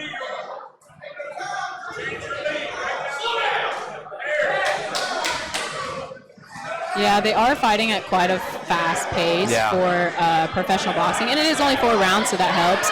But the way that what I'm seeing from the blue corner, I'm worried, being a little this sloppy this early. Yeah. And Matt Denning's taking some got big gas shots, in the too. tank. Yeah, he's got gas in the tank. He can pressure you, and he can bring on this power until you turn him off. Yeah. So we might be looking at some trouble for the blue Again, like we corner. said, Matt Denning has so much experience inside boxing look, that body shot hurt. and MMA. Nice jabs. He's so used to this feeling of being under the lights. Yep. Denning's looking really sharp. So sharp, but he got reversed. But it doesn't matter. He's coming in with bats shots. him up. Nice body. Oh, he felt that body. You can tell him bite down on the mouthpiece hard. He's feeling it, but he's keeping the head moving. Yeah, Bennett's Keeping the taking some head good moving. big That's shots. good. He's got to keep that guard tight. Oh, got him with the body shot. Huge clubbing right hand lands behind the ear of Bennett. Puts him down for the first time. It was a body shot. It was a liver shot. It was a liver shot that took him down. It took him down. Took a knee. Oh gosh, Matt gave us a hard time. left hook to the body? Yeah, he did. He went left to the body, and you could see him take that big inhale when he got hit to that body. If Matt keeps the body work up, this guy's going down. Yeah, that liver's still hurting. Oh yeah, because I'm telling you, Matt that was Denning's good eye by Becca Robinson. Oh my Lord. Man, if he just throws that body shot again, I think he'd go down. Becca, what does it feel to take a hard Oh my gosh. So it depends. If you get clean in the liver, you don't have a choice but to go down. Your body shuts down for you. You are not in control. Yeah. Your insides light up on fire. You feel like you're gonna barf and shit your pants all at the same time. Denning's doing some really good work upstairs right now. He is taking a knee due to punches. He's hurt, ladies and gentlemen. Denning with the I don't know if he's onslaught. going to be able to get back up. It's Chris Bennett. He'll get up. He's up. Maybe 10 he might. seconds left. Yeah, he'll make it to the next round. Denning smelling the blood, and he's just going for it. Another big shot. He's like, I'm going to make sure he got something to think about. Huge display of toughness there from Bennett. For that. You could tell he thought about it. Yeah. Definitely seems like that Denning's just a few steps ahead of him here. Yeah. Now, if you're Denning, you've got to be smelling blood right now. I expect him to come out like a house on fire, looking to close the show in the second round. But if you're in Bennett's corner, what are you telling him, Elijah? He's just got to get tighter. He's got to not let Denning press him up against the fence or against the ropes. And that forward pressure of Denning, you've got to answer it. You've got to walk him into something. Make him think twice about just constantly crashing forward. And you got to throw it like you mean it, because Matt Denning, I mean, he's a good old boy. He can take him, and he will keep taking him. Bennett needs to cut an angle, try to beat him to the outside, and land something big. Yep. Because right now it's been all Matt Denning. And honestly, I'm not seeing like a ton of head movement from Matt Denning. I mean, he's hittable, and the body looks soft. He's definitely hittable. He reminds me of an MMA guy who's transitioned to boxing. He's very forward pressure. Yes. But that blue corner, man, he's not putting anything behind his punch. He's not making him respect anything. He's reaching.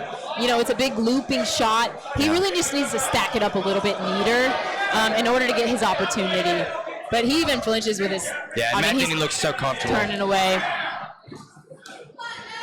He's still in it. I mean, he's giving it hard. That body's hurting. Yep. That body's hurting. There's some more body shots. And another one. I think that might be it, ladies and gentlemen. I don't know if they do. Do they do 3 knockdowns for pros? I didn't think so. I just wanted to make sure. And now, that's it.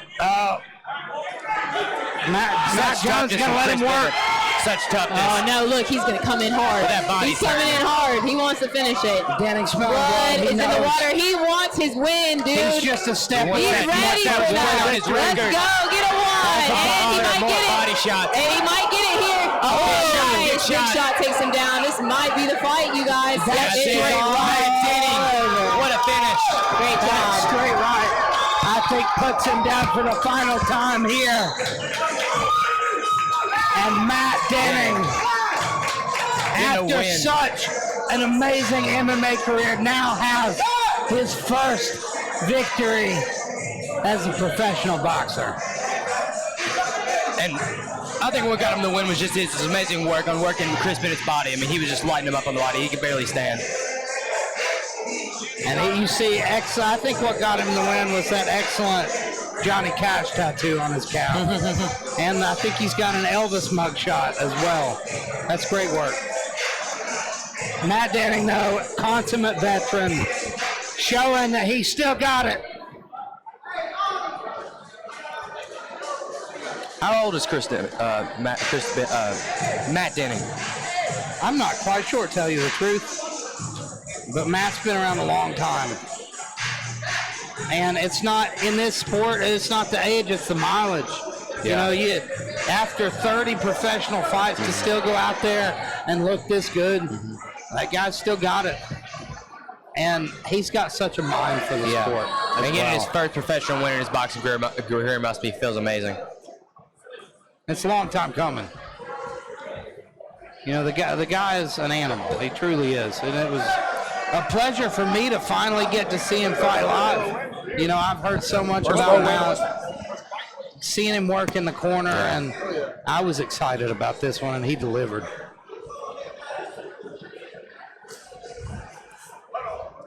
A fight I'd like to see is Matt Denning versus, Zane Fry. Both around the same weight. That definitely would be a fun one. It really would. The records, it would be a great fight.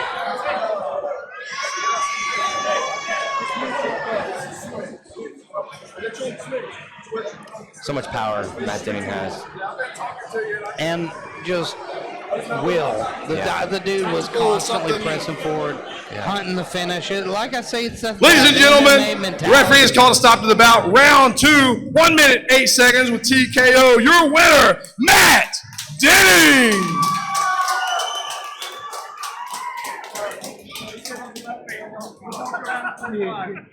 All right, everybody, I'm here with your winner, Matt Denning. We did it. We got the one. What's going through your head? How do you feel? Almost 20 years to the date I made my amateur debut in boxing. It feels good to get my first win as a professional boxer, fighting studs in MMA and boxing, way heavier than I should.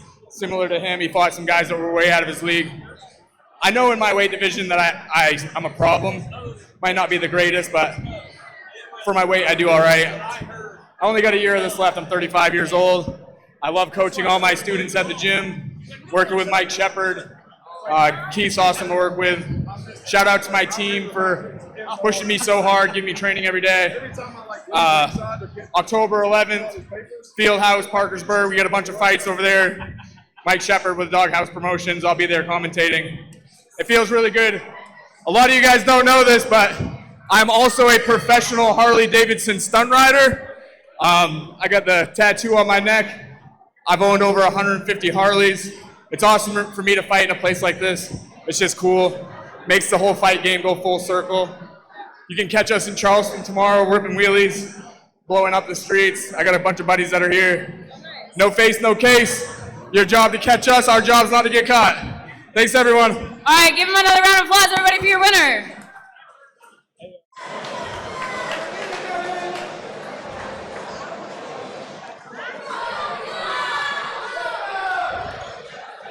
Now, next up, we got another really good matchup.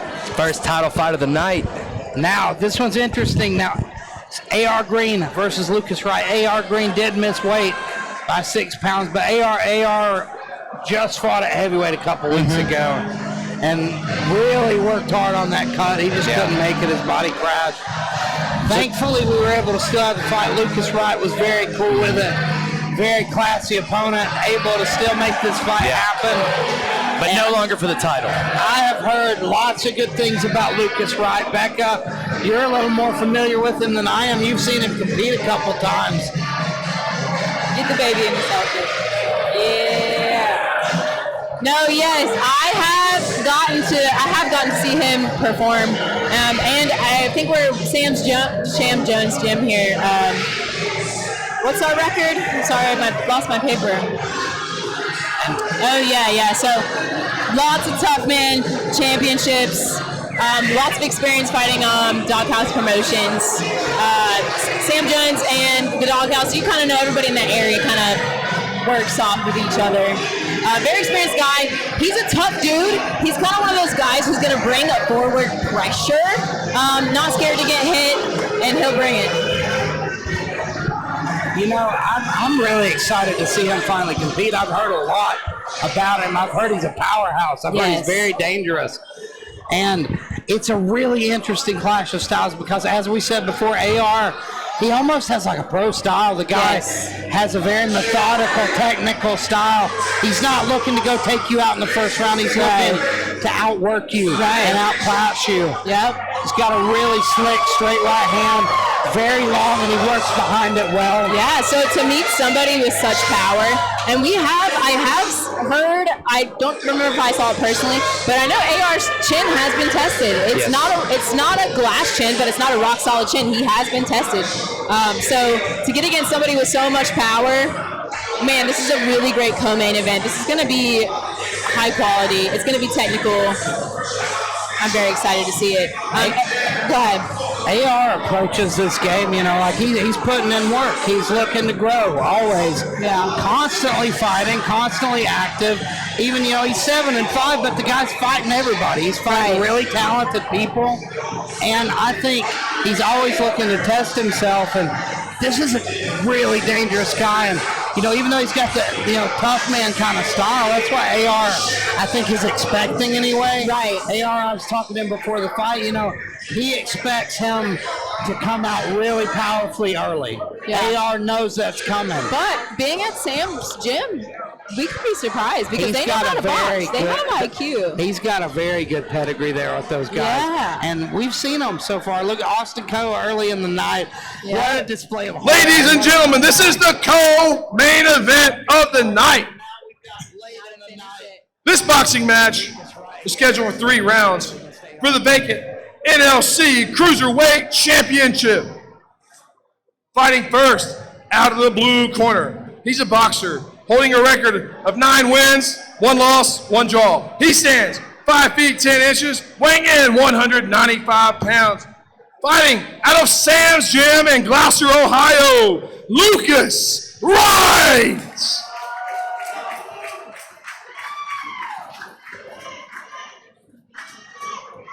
And fighting out of the red corner, he's a boxer holding a record of 7 wins and 5 losses. He stands 6 feet 4 inches, weighing in 206 pounds, fighting out of Camp Green in Columbus, Ohio.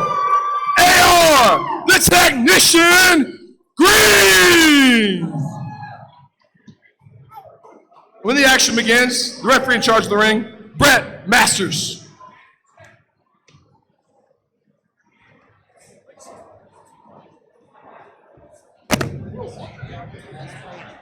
So Lucas is the only one who can grab this title tonight. Correct.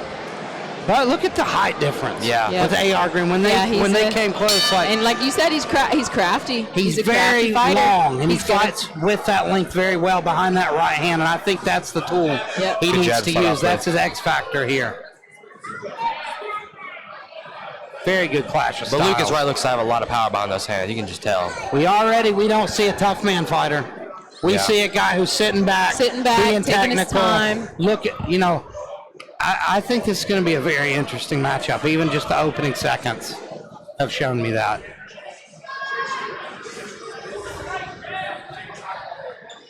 AR Green doing well, but now he gets caught he's over the caught top. up against the ropes.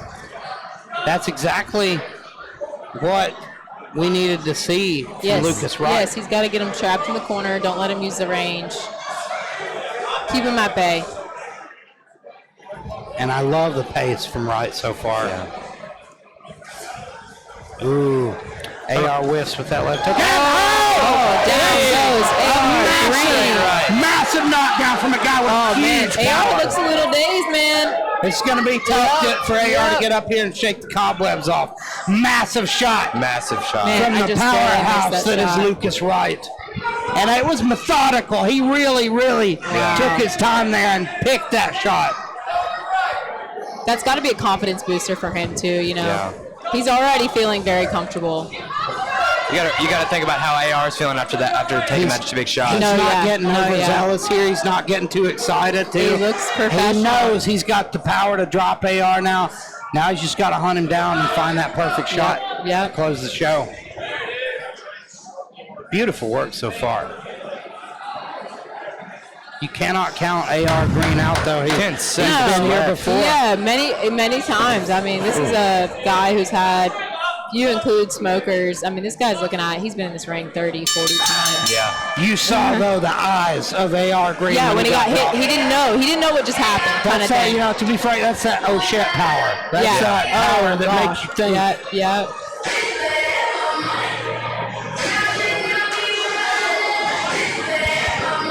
Definitely first round is going to go to Mr. Wright. Lucas Wright taking that first round with a huge knockdown. It was beautiful work, and credit to A.R. Green for beating that count. Yeah.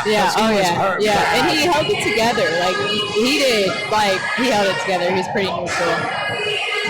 He almost looked at him like he was surprised. Wait a minute. He didn't know what happened. But here he is coming into the second round. And, you know, the cobwebs are shaking off by now. He's just going to have to recover as best he can here and try to get to work behind that range. Yeah. That is so important. He cannot let himself get pushed into the corner and get pushed against the ropes. He's going to have to move. And so I'm trying to work on that jab, but it was just, that power just surprised A.R. Green. You can tell Lucas Wright just looking for that one shot. He's not trying to throw volume. He's just looking for that one powerful shot. You can see him smirking at him. He's smiling. Yeah. He's very confident after that first round. Nice big shot. Slip, lead hook, right around the gloves. I love that he's taking his time here. Because it's exactly, you know, talking to A.R. Green, A.R. did not expect him to fight like this. I don't think so. Yeah, he was probably thinking, you know, it's going to be a quick back pedal. Yeah, I throwing think this pop shot. A.R. expected him to come out early very aggressively and then fade. But if you fight like this, you don't fade. Yeah. If you're patient. Oh! Big shot. And I think that's it, ladies and gentlemen. Massive knockdown. Oh, man, Lucas A.R. Wright. he's done. Yeah, he's done. He said, I'm done. That's all. I can't do that. And he knocked it down with a broken orbital there. His eye.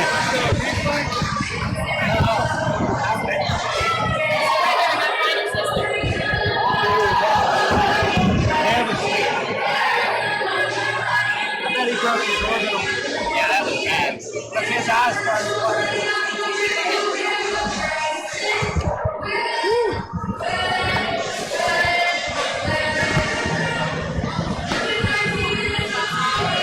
What a massive shot from Lucas Wright. And that's what we knew he was looking for.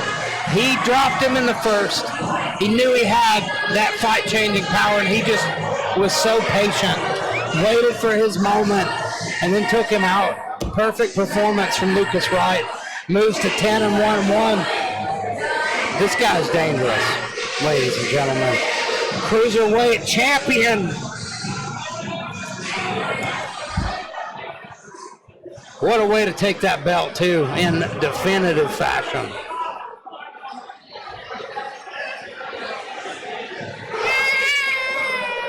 Now, we are down to the wire, ladies and gentlemen. We got one more bout for you tonight, and it's a barn burner for that super welterweight title.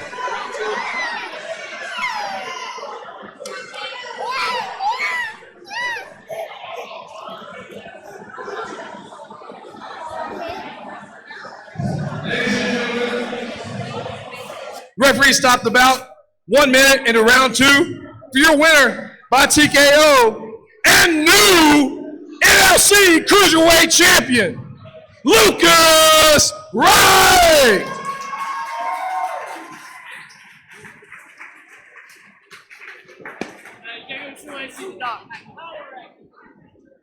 Ladies and gentlemen, give it up for our new Cruiserweight Champion, Lucas Wright. How's it feel to capture this title? It means a lot. It's my first real fight. I've only done, 1 minute rounds. I didn't know what to expect. I understand that I don't know what I don't know. I haven't really been in here, but it was obviously a pretty good start. Yeah, you looked really calm there. You looked like you were just searching for that knockout. How did you prepare for this fight? Honestly, man, we'll be here for a minute. I want to start with Cody Noble. The overhand was all him. He sends me a lot of online film. He's great. Became one of my best friends, and he's a great fighter for Keith at NLC. He's going through an energy right now. Everybody at Sam's Gym, the Cray Crash, And I'm going to forget people, so I just want to stop because I don't want to leave anybody out. But there's a lot of people that helped me through this journey. I'm brand new to it, and hopefully I'm here to fucking stay. Any final words you want to give the crowd? I'll be back. Hell yeah, man. Give it up to our Cruiserweight champion, Lucas Wright.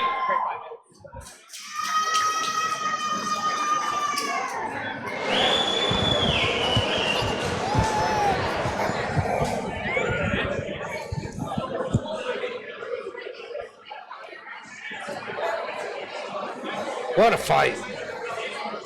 What a performance. That was a devastating knockout.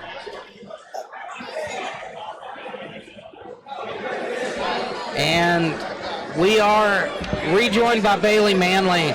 And I'm sure that was another guy that you were probably really scared of.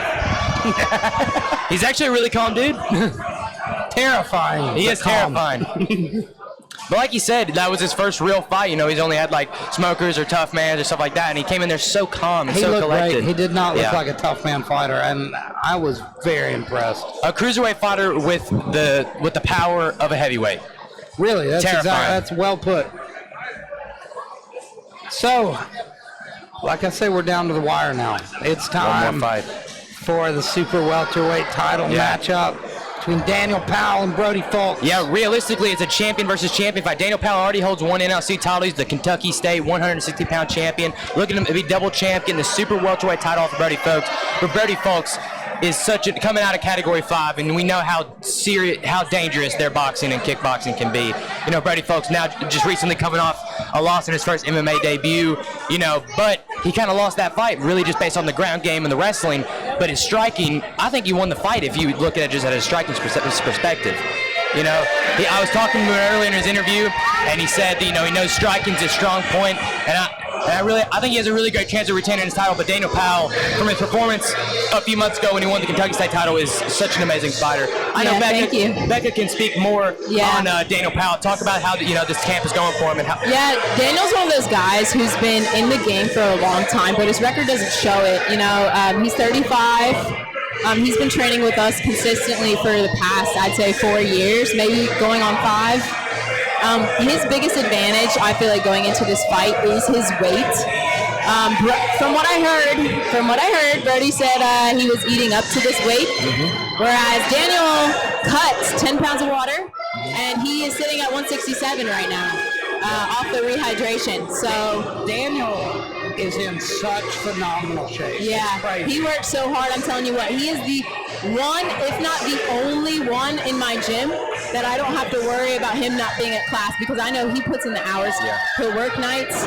He'll be early in the morning doing his workouts. He does his runs. He does his sprints.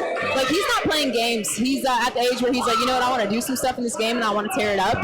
And Daniel seems like such an intelligent guy too. The way he approaches fighting. You know, I'm excited to see what he can do here. And it's cool because Brody is honestly the same way, and it's nice to see two gentlemen of the sport. They have no bad blood. Honestly, Daniel had struggles with the weight cut. He came in 0.4 pounds over. Brody said, hey, I got a sauna suit. Do you want to use it? And he gave Daniel a sauna suit to make weight. I mean, that's just the type of gentleman stuff. It's not personal for them. They're just doing their job, and it makes it that much more exciting. I was very impressed with Daniel. Like Bailey said, when he won that Kentucky State title. Very slick, very technical. And like I say, he seems like a cerebral fighter. Yes. He's thinking. Yes, he's always thinking. I'd say his last performance, that Kentucky title, his game plan was going to prove something. I do feel like his technique kind of fell off because of that. He was really pushing to finish.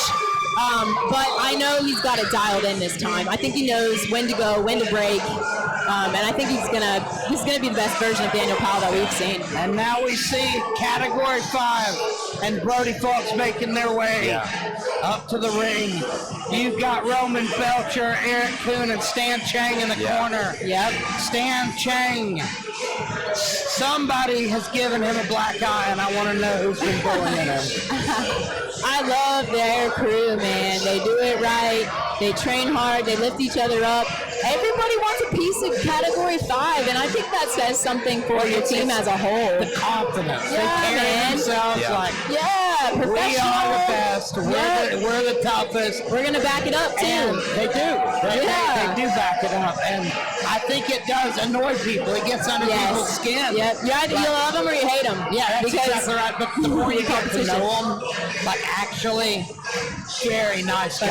Phenomenal dudes. Confident, but nice. Humble. Yeah. Confident, humble, when the time, is appropriate. If you're in conversation, they're the most humble guys. Now, if you come into their face with some nonsense, you best believe they're going to pipe up and act a little crazy, but who doesn't? They're having a good time. Like, no matter what, Category 5, they're always having a good time. Yeah. Now, I do think that Brody is going to have a reach advantage here. Even though Daniel might be the heavier fighter, I think, man, that crowd cheering for Brody. He definitely has the hair advantage as well. Oh, 100%. And only by little. I don't know the aerodynamic, though. You think punches will slide right off? Ladies and gentlemen, this is the main event of the night. This boxing match is scheduled for 3 rounds for the NLC Super Welterweight Championship. Fighting first out of the blue corner, he's a boxer with a record of 3 wins, no losses. He stands 5'10", weighing in 154 pounds, fighting out of Thrive Tribe Boxing in Lexington, Kentucky, presenting the Kentucky middleweight state boxing champion, Daniel, Mr. Clean Powell.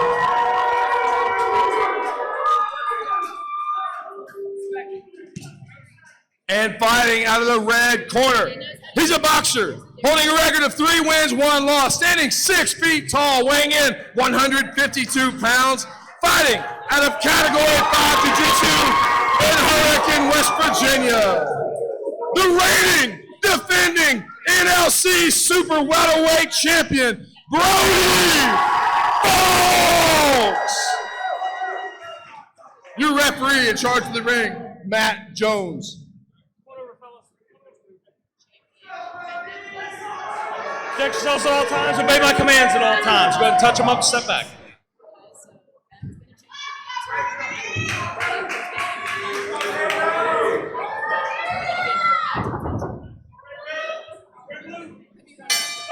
Now, is this Daniel's first 3-minute round fight? I believe the Kentucky State against Withrow was 3 minutes, wasn't it? Maybe. I think all title fights were 3 minutes, but I could be a little off on that.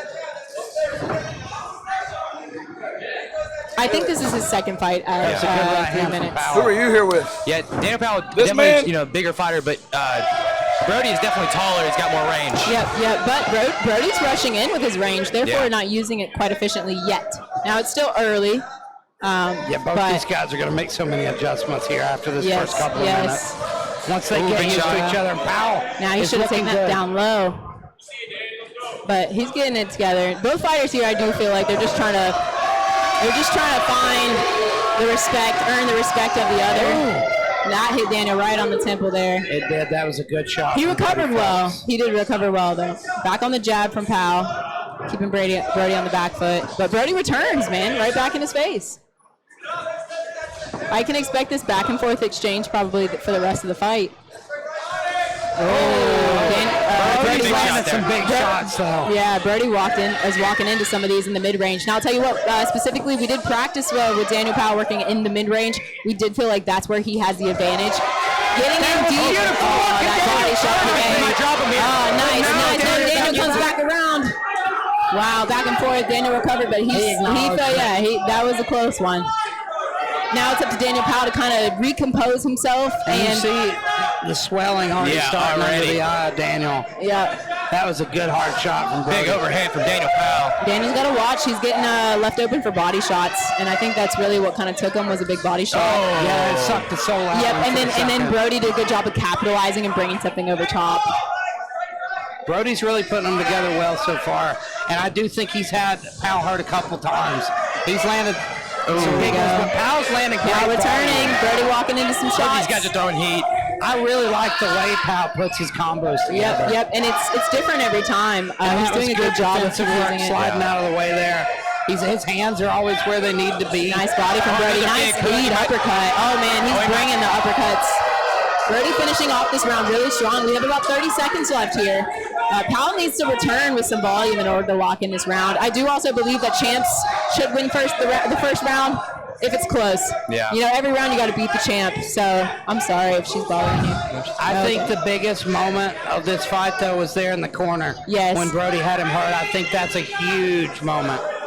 That's going to get him the decision there, unless we see something crazy from Daniel. Nice shot over the top, but Brody rolls with it, and he's landing jabs. Nice jab from Brody there. And flicker jab from Daniel Powell. Lead hook, right hand lands. Yeah. And you know, Powell amazing first round from that moment. Yeah. Still shaking off the cobwebs. No, yeah, and it's always, you're feeling out your opponent. I just seeing it getting it even more and more technical from here. Oh, yeah. I can see them, they've got each other's pace down. They've kind of picked a pace. I like the pace they were rolling at the end of that first round.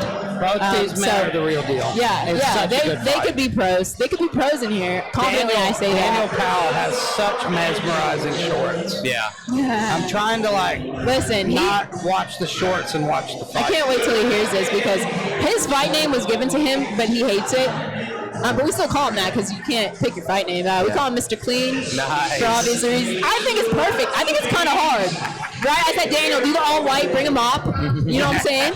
Mr. Clean, he's like, nah, I ain't doing that. I'm like, dude, you can mop up the competition. Come on. But that's Mr. Clean right there. And he's doing a good job of living up to that name right now. Both guys look fresh. Both guys look phenomenal in that first round, but Brody Folks definitely took that first round. But this fight could still go either way. Oh, nice job from Daniel Powell. But countered by Brody. He's bringing 4 or 5 punches.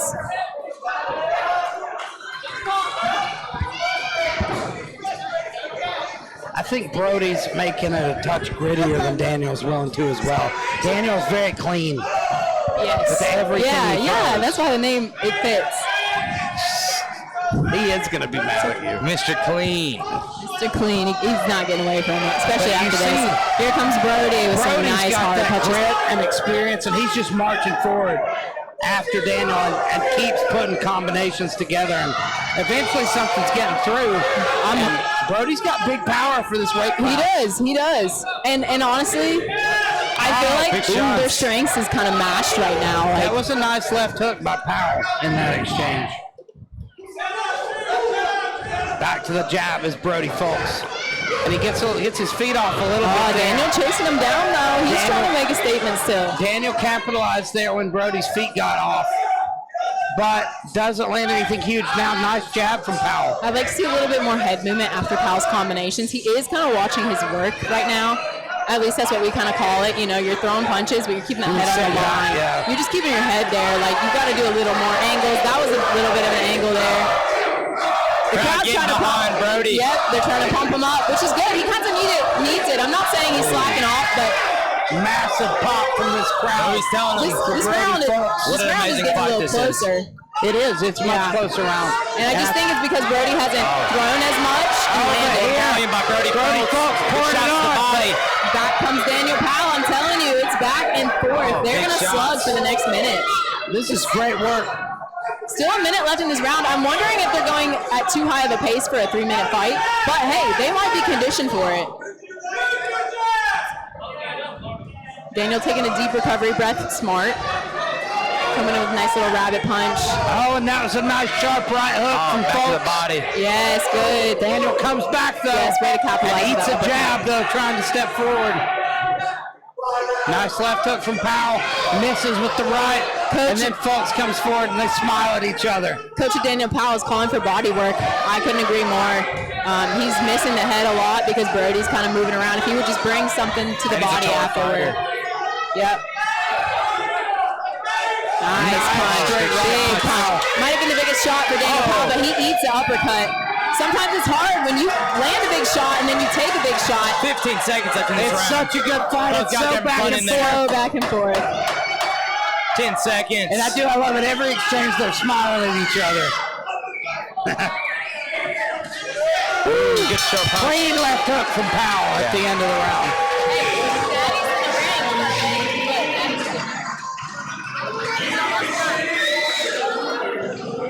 That's a tough round to call. I think it was very back and forth. I think Brody might have still got it though. I would say I would probably lean towards Brody. I don't know though. As the champ, but Powell has the champ, really good moments. He came back and he landed some big shots, but then again, like I said, he landed the big shots, but he took a big shot, so that kind of cancels it out. Daniel needs to stop getting himself pressed against the ropes. Yeah. Because when he does that, Brody starts pouring it on and getting ahead. Right. I think this round will say it all. Who's going to take this title home? Like, he cannot hang out there at all.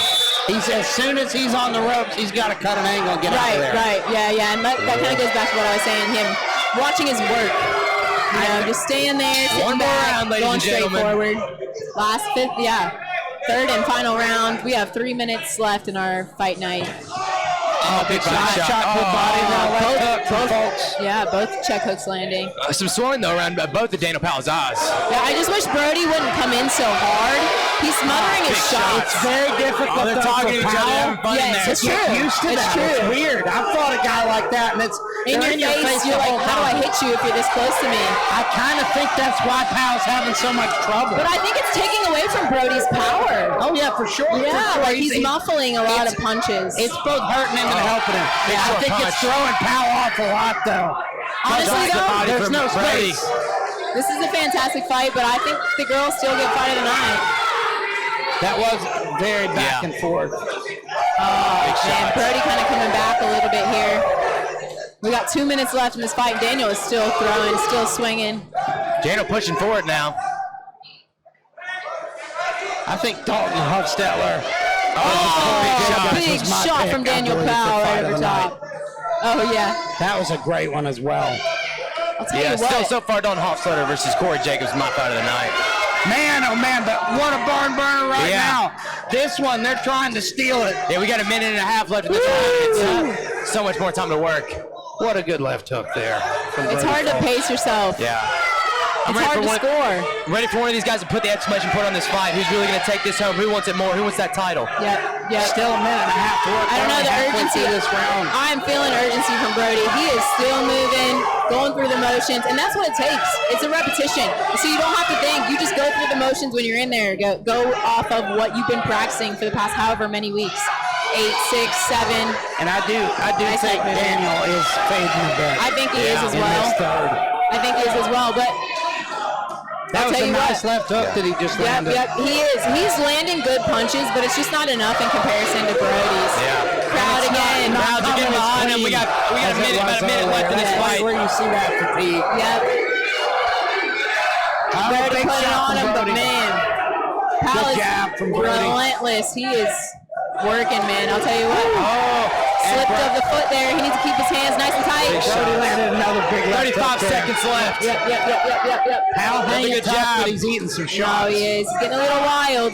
But hey, sometimes you need a Hail Mary. You gotta go for and it's kind of in this situation. 30 seconds left and you're down. I would rather see him finish on his shield, swinging big, than fading off and accepting defeat. So I'm very proud of him. He's trying real hard here, looking for that big left hook. He's definitely made it 10 Brody all the way down. We have 10 seconds left, and they're gonna swing till the end. Good exchange. Nice, amazing work from both fighters. Great performance. And I think that Brody Fultz is probably going to take it. I wouldn't be surprised if they gave him a unanimous decision. I just feel like Powell was just one little tiny step behind him in each of the rounds. That's sometimes it's just not your day. No, yeah. He has nothing to be ashamed about. Not a single thing. That was a phenomenal performance from him as well. And for his fourth fight. This is fourth fight. I actually think that's my pick for fight of the night. Yeah. It was definitely such a technical fight. And both guys went for broke. Yeah, they really did. You could tell they wanted it. Bell, they went for it. Yep. Definitely a great main event. That's a great way to kick off our evening here at the Black Sheep Harley Davidson. Out of a title fight. Finally got the little girl in the ring. She's been waiting for that the whole night. My little one looks forward to it every event too. She loves it. Oh my gosh. I love it. Family time in the booth. We're waiting for that official decision. What do you think the score is going to look like here? Like I said, I might not be surprised if we saw 10 9s all the way across the board. Again, when you're the champ, you have to beat the champ. You know, in order to win that round, you have to really win that round. And I don't think, again, Daniel has nothing to hang his head on, but I just don't think he put the finishing touches on it to sway the judges. And that if they're being nice, maybe, I don't know. I think it's going to be unanimous, honestly. We'll just call it that. I'm thinking so as well. 30-27. Yeah. But also, again, you gotta show love. Let's give both of these guys a hand. This was definitely the fight of the night.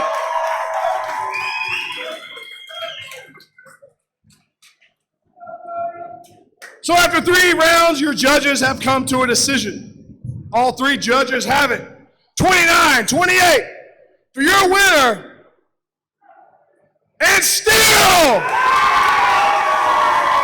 NLC super welterweight champion, Brody Fox. You're on that one. Brody Fox, still the welterweight champion. How's it feel? Feels great. I did what I thought I could come out here and do. Use my jab, use my range. I knew I'd be quicker, longer, better, and I just proved it. So I'm glad I get to bring this belt back home. Jameson, you gonna carry it back out? Oh, he don't even pay attention. What's next for you, man? Like last time, whoever the fuck wants it, come and get it. Any last shout-outs? Just my team, my family, everyone here that came to support me. Thank you. I love you all. Can't wait to do it again. Shout out Brody Fox, still the welterweight champ. Ladies and gentlemen, it's been another wonderful card. I think we've had a lot of fantastic fights. I'd really have to sit down and think about it to pick fight of the night because there were. I would even like to watch it back. Multiple fight of the night candidates. Yeah, there are things on this card. Deontay Hairston. I want to see replays. I can't wait to be able to watch this card a second time. Yeah. It was honestly high quality fights start to finish. Even the newer guys, and you got to give them their grace because they're working up to the title, contention level. But all the way around, the new line guys, they got it going on. So, I guess it's time to say goodbye. You want to help us say bye to everybody? Say bye, everybody. Say see you later. Wave. You got to say it in here. Say it again. Bye, everybody. Say thanks for watching. That's it for watching. That's right. Thank you for watching. That's us here at New Line Cage Fighting. And we'll be back soon.